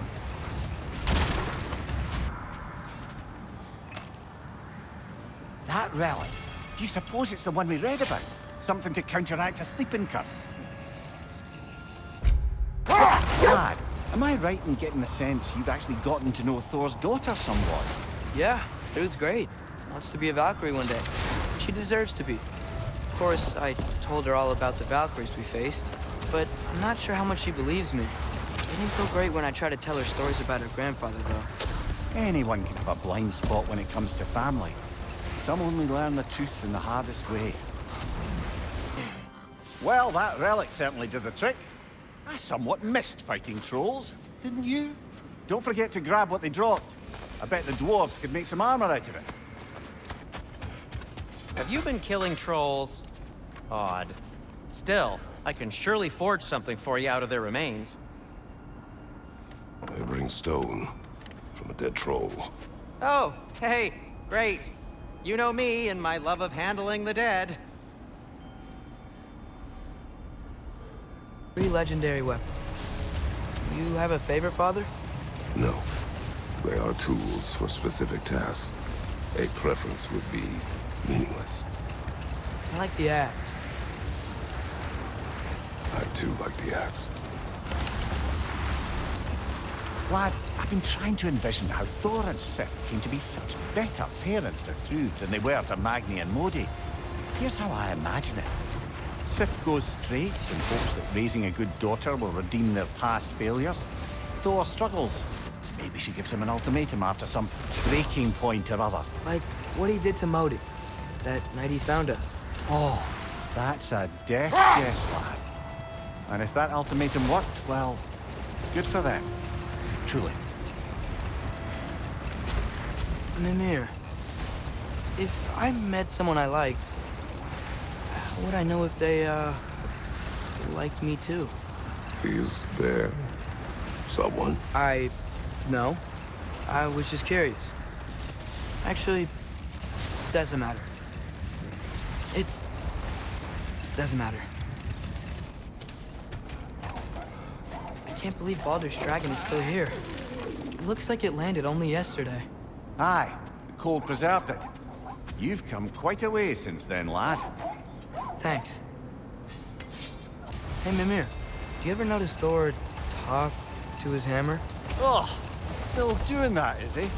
Yeah. Is he, like, charming the steel or casting a spell or something? No, just a weird bloke. Mimir, why doesn't Thor look like he did in that statue we saw in the lake? Back when it was still a lake. It did at first, then Thor saw it. The second sculpture was a great deal more complimentary. Guess that explains why Odin's statue doesn't quite look like him either. Oh, guess what? While Odin was giving me a tour, his ravens took us to Svartalfheim, and I saw Durlin again. He was actually trying to do his job. We pretended not to recognize each other. At least I think he was pretending. Point is, it looked like Odin didn't know anything about Durlin helping us find Tyr. So, Father's new spear, it's made out of a ring? Draupnir, aye. Forged by the Huldra brothers as a gift for Odin. How's it work? Every so often, the Draupnir drips out identical copies of itself. The Huldras presumably figured that if one golden ring was a good gift, an infinite number of them would earn them a permanent place in Odin's heart. But it didn't. Not even a little. Triss, I saw Durlin again too. After we forged the spear, Odin appeared. He had Durlin with him, threatening him, as if he knew I would know him. But if Odin knew all along, then while we were pretending not to know each other, he was pretending not to see through us. Man, he really is a good liar. So, lad, is Thrud who you meant when you asked about liking? Thrud? No. I mean, I wasn't asking about anyone specific. And, well, Skilder likes Thrud. But she's only interested in becoming a Valkyrie. She's focused, you know? Oh, very well, lad. Very well.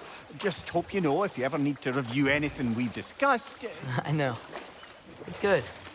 I'm fine. So, brothers, how did you manage to kill Garm anyway? We killed him a few times, actually. But it didn't take. And I figured maybe the way to stop a soulless beast was to give it a soul. So I gave it the one I had on me. I beg your pardon? Fenrir. Remember the light Father saw? The accidental magic I did when Fenrir died? That was part of Fenrir's soul going into my knife. Once I figured that out, I just put Fenrir into Garm. Clever one, lad! A gigantic hell beast with the soul of a loyal pup. What a brilliant! Did you know Garm? Why was he locked up to begin with? Ah, Hell's feral sentinel. Believe it or not, Midgard was once bigger. Until Gar, then just a wee pup, got peckish. He ate Midgard? Only a few mountain ranges. And the 5th season that comes after winter but before spring. And the word for the feeling when you get so hungry, you stop being hungry. You're messing with me. I would never. So, Mimir, how did they capture Garm in the first place? That was Tyr's doing. He lured the beast somewhere safe and kept it distracted by lending his own arm to be gently chewed. Once the chains were on and the gate to Helheim was opened, Garm bit Tyr's arm clean off in retribution. But Tyr's not missing an arm. Well, it grew back, eventually. He is a very resourceful god, after all. Mimir, I'm not sure to ask this. There's stories Odin told me, like how he lost his eye, where the details are different from stories you've told me. And I trust you, of course, but they don't seem like things he'd have a reason to lie about either. One thing to remember about liars, lad. They lie. They do it on principle. No issue too big or too small. They lie about anything they can get away with and some things that they can't, just to demonstrate their power over reality. You must always bear that in mind.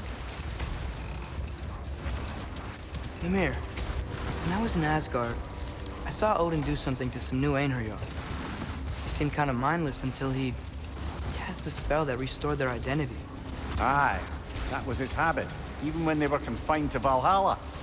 I think letting them remember themselves was another small way of cheating death any way he could.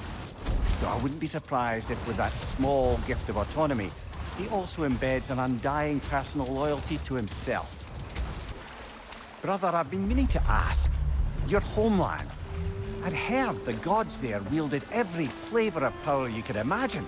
Lightning, fire, the whole lot. As did I, for many years. Whoa. Any chance you could recall some of that magic? No, I have tried. Freya said magic is bound to the earth. When your homeland died, your powers probably went with it. Well, probably for the best. Let the past stay in the past and all that. Just curious, brother. Why don't you like riddles? They are frivolous. They encourage lateral thinking. Listen, there are 3 doors before you. One contains a pit of spikes, one a dragon, and one a pair of lions that haven't been fed in weeks. Which door do you open? The first. The pit of spikes is easily avoided. Ah, you should pick the third, because lions that haven't been fed in weeks would be dead! Eh? I like this riddle. So what happened the last time you were in Vanaheim?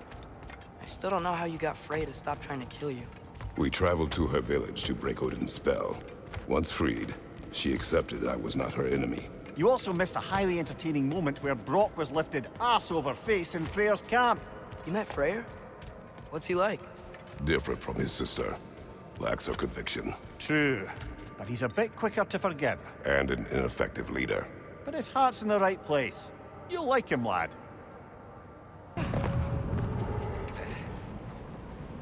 Le Sarmu Kifa.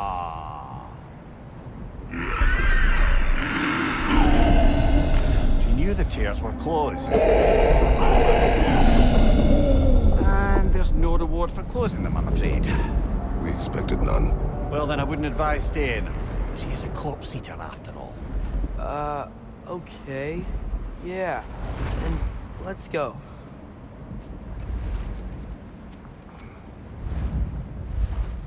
You think he's really forgiving me for shooting him? Trust me, lad. The old swine still carried a grudge. You'd know it. What happened between you two? The usual. Miscommunication, conflicting loyalties, broken promises. Nothing to concern yourself with. I'm not concerned. Just curious. Curiosity's all well and good. But so is privacy, eh? Okay. Point taken. Going for more loot, huh? I saw a forge back at Freyr's camp. Has Brock been helping them out this whole time? Ah, you haven't met Lunda yet. Who's Lunda? An old contemporary of the Hulder brothers. She serves as Freyr's blacksmith, keeping his team armed and outfitted. Whoa, another legendary blacksmith? I bet she has some good stories. Take caution, Atreus. What? Why? She is quite... friendly. Oh, nonsense. The lad's far too young for her taste. What? You know, lad, this excursion into Vanaheim means you've now visited each of the 9 realms. Huh. Guess you're right. Not many mortals can claim such a feat. Not many gods either. Even your father has yet to grace the halls of Asgard. I'm in no hurry to do so. Hildisvini said Freyr and Bigvir were captured. Who's Bigvir?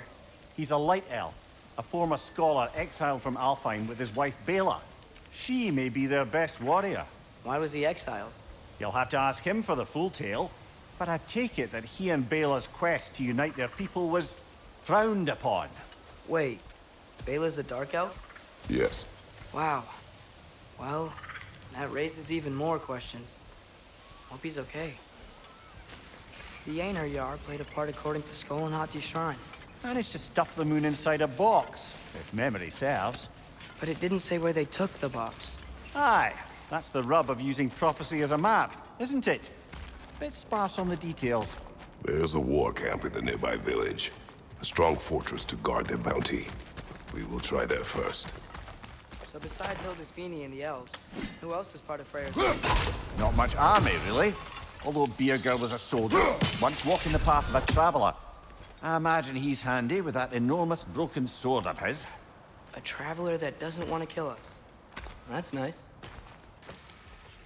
So, we report back to Hildisvini, then what? We came here to help Freya.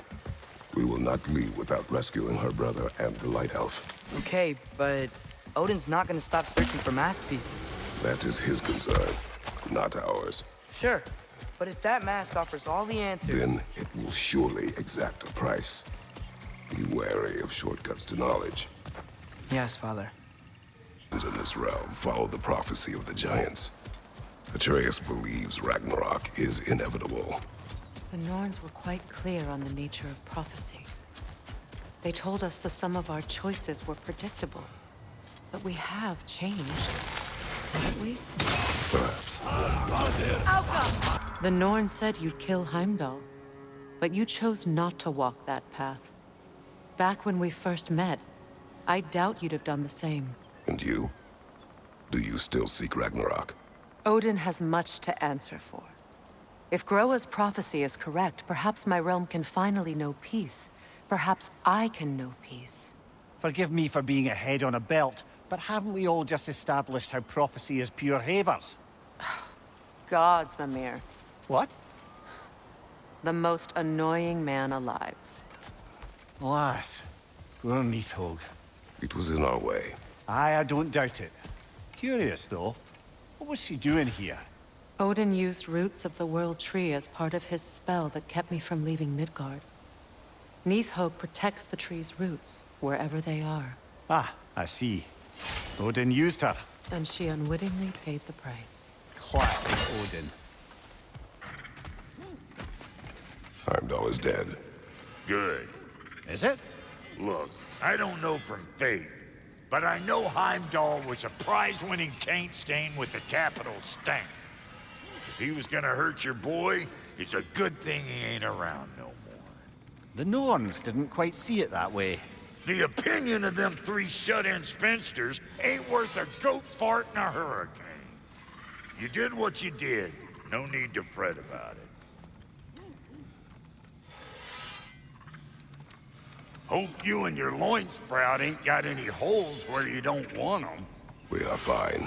Oh, honey, you don't have to worry about him. Gave him a once-over just as soon as Freyr was patched up and on his way. Did you now? More of Helga's tracks. I dare say she's got as skilled a nose for hunting as you, brother. Hers is superior. The eyes can lie. The nose cannot. Does that make you wish you could turn into an animal every once in a while? No. Do you see what I'm seeing? A lightning bolt. Except it's frozen? Like the one made in my fight with Thor. But why would there be one just like it here in Vanaheim? The Path of Lies. Written by Birger. Perhaps that's who this fella has it out for. No doubt about it. Just like the frozen lightning bolt in Midgard. Yet I have never been here. Curious. I'm sure Andvari would be happy we killed another one at least. And Vari, the dwarf who put his soul into a ring. That's right. He created the Soul Eaters. Whatever happened to the annoying bugger anyway? I lent him to Sindri and he said he lost him. Uh-huh. Lost him. Wish this one were like the dragons in Midgard. They were nice. They were also intelligent dwarves who had been transformed into dragons. Still.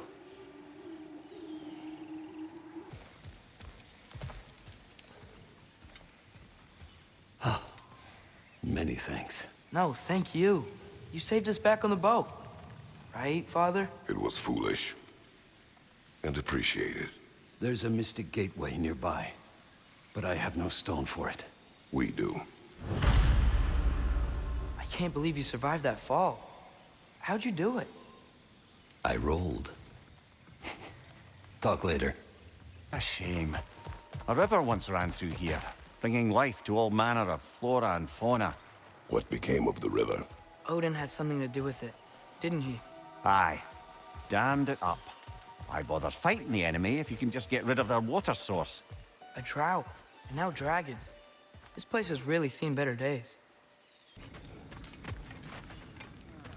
Birger. How you feeling? Like I could sleep through Ragnarok. Funny you should say that. No. He has earned his rest. Yes. I think it may be time for this old warrior to finally lay down his sword and find a quiet place to retire. Quiet place, huh? Aren't you gonna miss Freyr and his crew? I will miss their companionship, yes. But this is no place to convalesce. Actually, I know somebody else out there who's alone and could use your help. Let's talk later. I would like that. Lunda, people keep telling me Ragnarok is fated to happen. What do you think? You know, a lot of folk told me it was fate. I stopped smithing once I nearly lost my hand. So, nah. Fate can eat my sweet cheeks. I see why you and Brock get along. Oh, you don't see past the tip of your sniffer.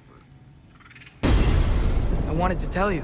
I read something in Odin's library about what Gjallarhorn is supposed to do.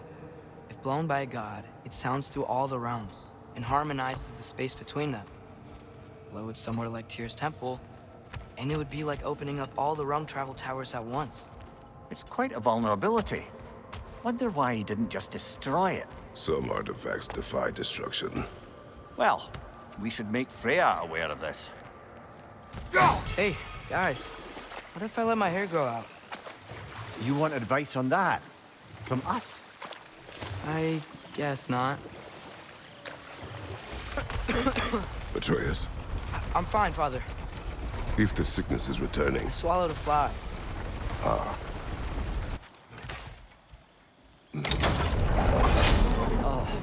Brother, What? I've got an itch on my nose. You do not. I know, it's only in my head. But still, can you give me a scratch? No. It would only itch more later. Ah, you're right. Bloody undeath.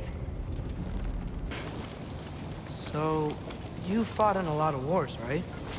You've never had anything like Ragnarok on your side? I have. And the creature does not guarantee our victory. Right. You're quiet. I mean, you're always quiet, but this feels different. I had hoped my days of ceaseless battles were over. I had hoped to never see my son go to war. I keep thinking about what you both said. After what happened to Brock. That there's some things we just can't control. I know you were trying to comfort me. But how do we tell ourselves our fate is ours to make? And then when the worst happens, we say there's nothing we could have done. Some people believe life's easier once you accept your fate. Maybe I finally see their point. Father, I'm worried about Thor. Why? Last time you fought, you couldn't beat him. What happens when we meet him again? What'll be different from last time? Last time, you were not with me. Wow. Thanks. Speak. The day this valley was destroyed, my spirit, it was torn, split in two. Part of me, it lies out there with my remains. Perhaps if the scroll was whole again, it would uncloud my mind. I could find peace. What do you want, Spirit? The scroll. There was a message I must deliver. The Aesir and Thor. I must remember. The message must be delivered. It was important. My commander is waiting on my word. He's been waiting a while then. Tell us, what is the last thing you remember? I was seeing red. With anger. At the Aesir. And there were these red trees. Please, help me regain my memory. Then I can tell you what I know of that day. This Spectre may be able to tell us what happened in this valley, brother. The Leviathan froze that lightning. Do you think Mother was, you know, here? It means nothing. We do not know that Faye was here. True, but that frozen bolt tells an unfinished story. If we want to know what really happened here, we need to know what that spirit remembers. Then we go.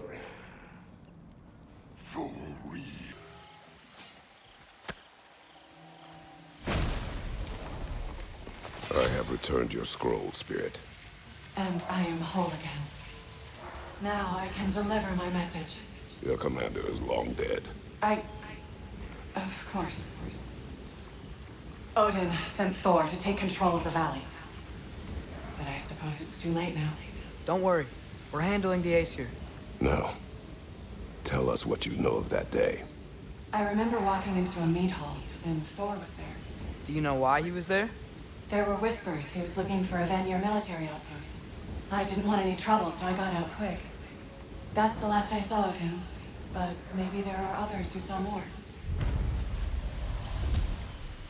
I wonder if Thor was meeting someone at the mead hall. Whoa. You think Thor was meeting Mom there? Faye never drank with me, and she would not have with him. Sometimes we never really know the ones we love, brother. I know you see me.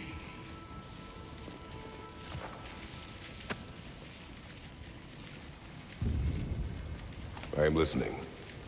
5 hours due north. 2 hours east. I said I would find this valley a new home after the Aesir destroyed mine. So, what happened? I cannot remember. I know that I wanted a new life.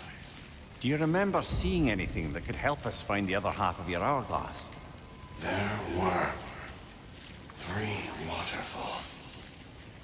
I remember wishing I could live near them. Another spirit displaced by the Aesir. Odin must have been really mad when Freya left him to do all this.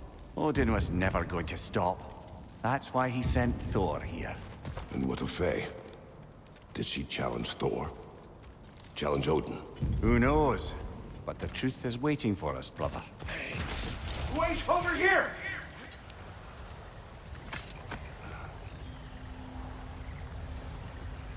What do you remember of the day you died?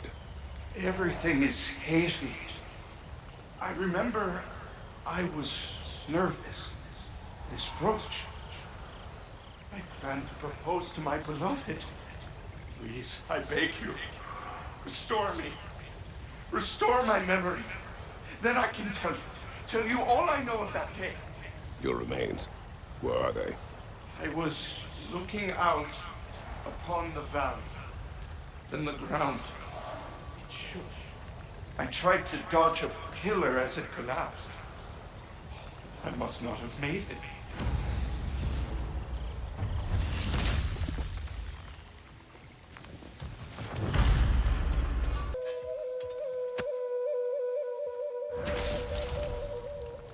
We have brought you what you asked. Thank you, my love. She waits for me in Folkvanger. Now I can ask her to spend eternity with me. How can I repay you? Tell us what you know of that day. I was at the meat hall. Thor was there. He had a strange drinking companion. Some sort of creature, the likes of which I'd never seen. It had this barrel of meat that seemed to never go empty. What were they doing there? Getting blind drunk by the looks of it. They were passing drinks around, reveling. Everyone had a tipple too many. But Thor, he was by far the drunkest of any man there that day. Mimir, what do you make of this? Thor has always loved a strong drink with questionable company, but I've never heard any word of his creature companion. This isn't a lot to go on, I'm afraid. Well, we know one thing. Thor was totally drunk when the valley was destroyed. There's still much we do not know, and whether your mother was involved remains unclear. Wait.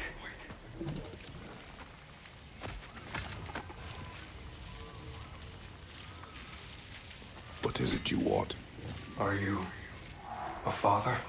Yes. Then you must understand. My son, this toy, it was for him. But now, he's gone. That day, so much chaos and death. I was panicked, looking for my son. Please, help reunite me with my son in Folkvanger. We're gonna help him, right? What is the last thing you saw, Spirit? Statues. 2 of them. Dragons facing away from each other. Separated like my son. This toy, it will bring me back to him. His story is like many in this valley, separated from someone they loved by death. We gotta get him back to his son. Agreed. You do? Huh? I assumed you'd say something like, reuniting the dead is pointless. Not this time.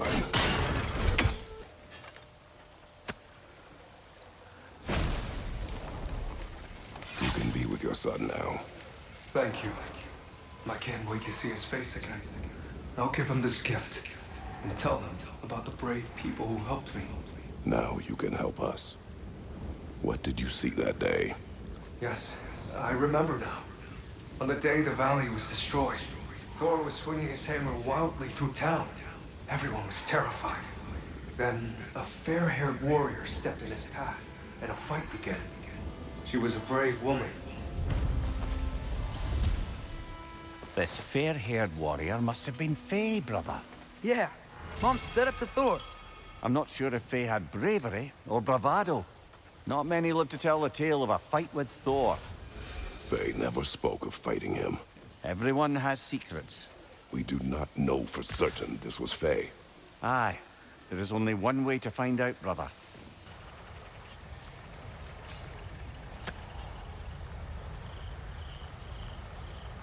What is it? It is a tale of combat. Of a fair-haired woman doing battle with the most powerful of all gods. What woman? Elaborate. But, oh, the specifics elude me. I had my side of me, and I was excited. Yes, about to bury the hatchet with an old friend. But something terrible happened. I'm afraid that terrible thing was your demise, my friend. I know there was more. 3 ponds. I could see all 3. Please, help me make amends with my friend. Help me remember. I've got a good feeling about this guy. I think he knows something about Mother. Or not. Have some faith, brother. Answers could be closer than you think.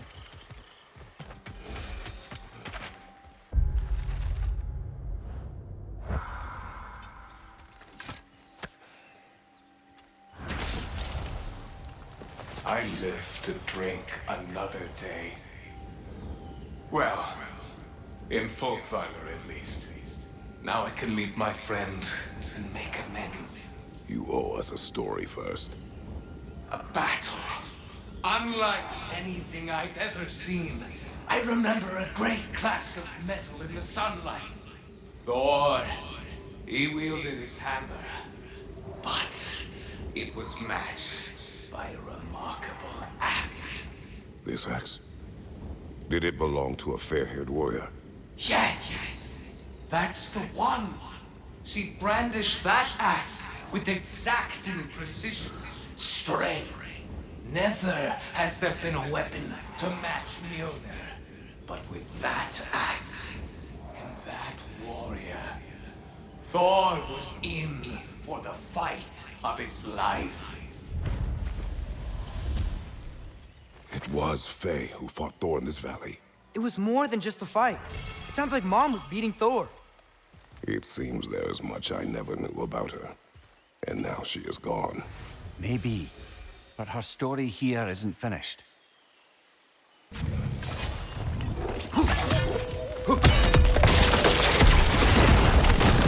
idea. It's getting hot.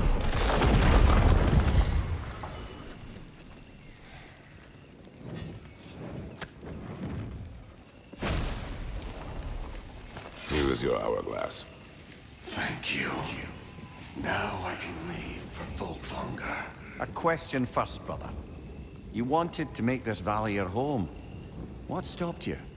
I remember this valley. It was on the brink of devastation when I found it. Was it a crater like you see now? No, but the town was in shambles. Shattered glass, broken buildings. There was no hope to be made here. Did you see what caused the destruction? A battle. Thor and this woman with red hair. They tore through the town. The rage between them was terrifying. Thor was enraged. I'm not surprised. No, the warrior. She was furious and fought like it. Thor was drunk, sloppy, but she was drunk on something else. Rage. It was out of control. I saw her fury with every swing of her axe. That battle destroyed this land. These stories. I have known Faye's anger, but never to this extent. We hide the parts we're ashamed of, brother. Mom must have hated Thor for what he did to the giants. Maybe that's why she did what she did. She took part in the destruction of this valley. That would take a rage I thought her incapable of. Perhaps you and Faye had more in common than you thought. We both had secrets. But that kind of anger... I never saw Faye in that light. Even the brightest among us carry darkness, brother. Lunda also mentioned there's going to be a get-together to honor Brock's memory at Rab's Tavern in Svartalfheim. I'd like to go.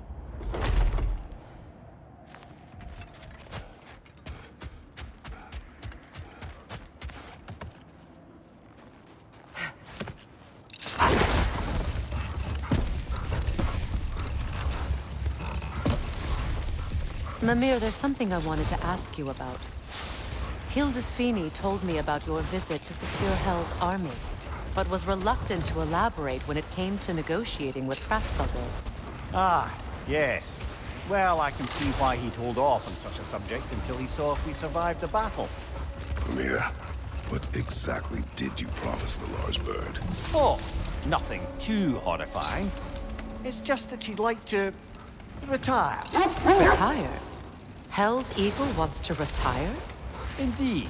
And don't ask me what she expects to do with her free time. I assure you there is no reassuring answer. Can she even do that? Not be Hel? Apparently so. She just requires release. Someone else to step in and become Hel, as it were. Not exactly an office many would wish to occupy. Aye. Terrible weather, infinite hours, and the possibility of unleashing terrible mischief on the realms if they're careless. Or worse, if they aren't completely trustworthy. But if she were to leave without a replacement? Complete chaos, yes.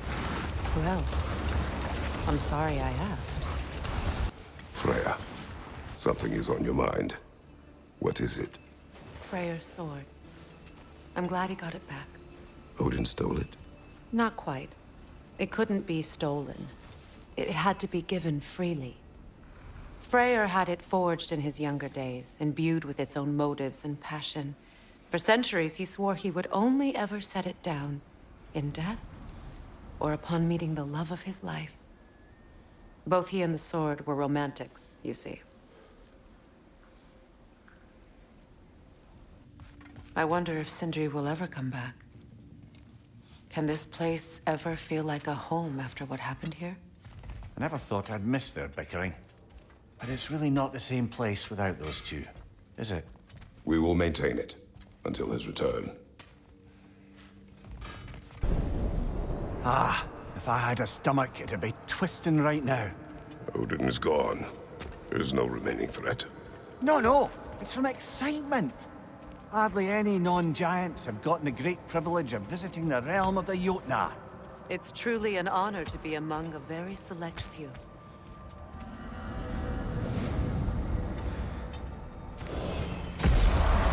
So this is Jotunheim. As beautiful as the stories. And then some. Company's here, Fen. Angerboda, Kratos, Mimir, Freya. It's good to see you. I wish to thank you for creating a path out of Asgard for us. Aye, a true pleasure to meet the lassie who saved our skins. Indeed. Your giant stuff magic is truly a marvel. We were so glad we got there in time. Freya, your brother's sacrifice won't be forgotten. It won't. I will say, you've made quite the impression on our Atreus' heart. Mimir. Oh, like you weren't thinking it, brother. Ahem. You're a cherished ally, Angerboda. I hope we cross paths again. I imagine we will. There's lots to do, and I'm just getting started. Hello, Lunda. Hey, you guys.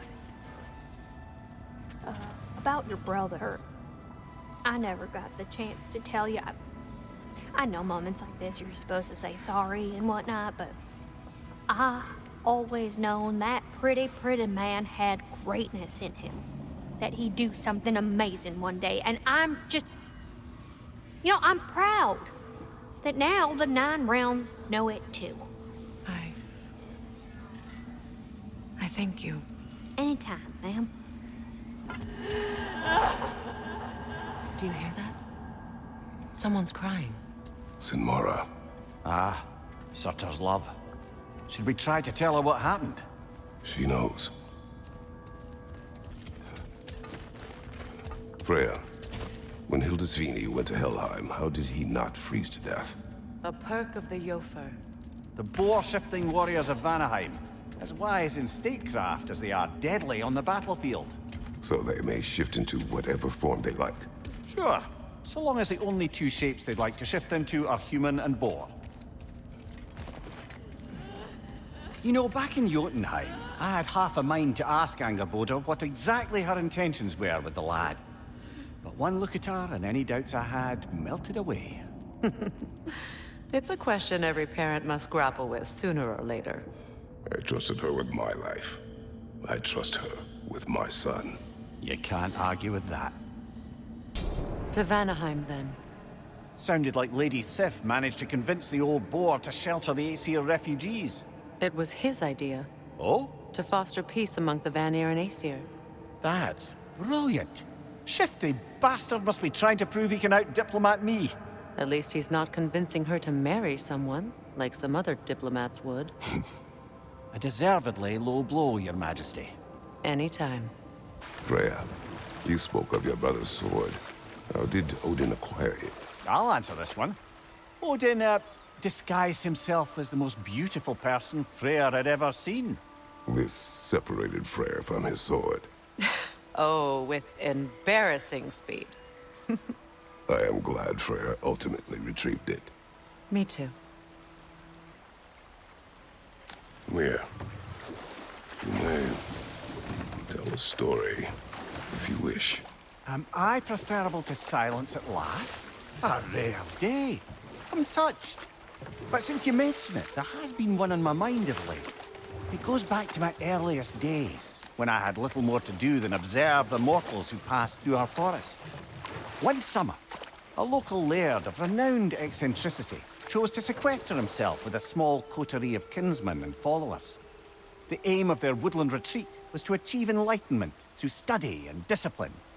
They took oaths to brook no distractions until they became wise men. Distractions? Aye, women, drink, mostly women. As you can imagine, things deteriorated quickly.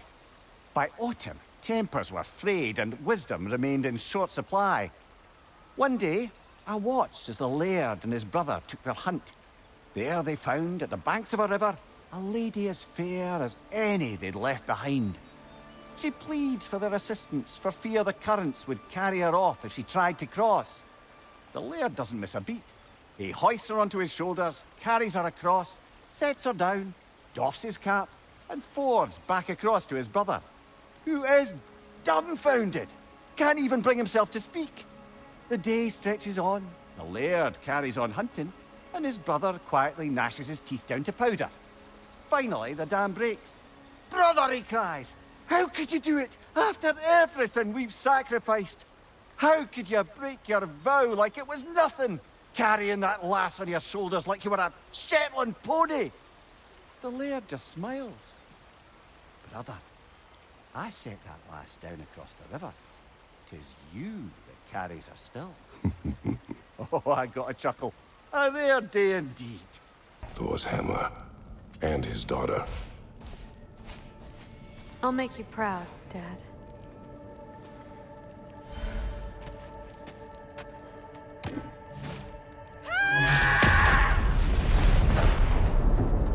Well, good for her.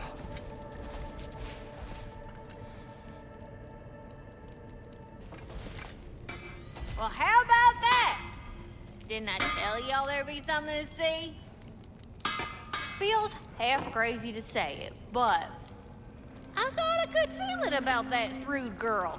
Never minding what family she came from. I quite agree. She's an impressive young woman. I thought you might. Why, I ain't never seen anyone quite so awestruck as when she laid eyes on you back at the hole. Like meeting her idol. She was apparently quite eager to learn from all the Valkyries. Now that she has Mjolnir, I expect her next stop will be to begin training with Sigrun. I think Brock and Sindri would be happy knowing that hammer's finally with someone worthy to wield it. And a future Valkyrie, no less. General, Lady Freya, Mimir, my lady. Shield maidens. Blessed Thor, have you found the traitor Gná yet, dear Freya? She is no more. Told you Freya would wreck that miserable... Did you rip her wings off? Tell me you ripped her wings off. No, surely you tore her spine out through her back. Classic finish. It's what I would have done. Freya was swift and just in her final assault. Oh, ladies, if only you could have been there. You will tell us the whole story one day. It's strange. There are still signs of the World Serpent all over the lake. But we saw him disappear at Ragnarok. That can only mean the legend was true all along. That blow from Thor sent Jormungandr straight back in time. A younger Jormi, fresh from Jotunheim, would grow into the serpent we know. When we first met the snake, you said that he found Atreus familiar. Perhaps they met in Jotunheim. Perhaps so, brother. We'll have to ask the lad for that story when we next see him. When Jormungandr attacked Thor in Asgard, it seemed personal somehow. But there's no way they could have met before that, is there? I've been pondering that, and I have a theory. We know the lad spent his time in Jotunheim learning soul magic. Perhaps the serpent figured in. You mean Atreus placed some other giant soul into him? Someone who already hated Thor to begin with? Exactly! Though that doesn't narrow it down much, I grant you. I wonder if Jorm even remembers after all this time who he once was.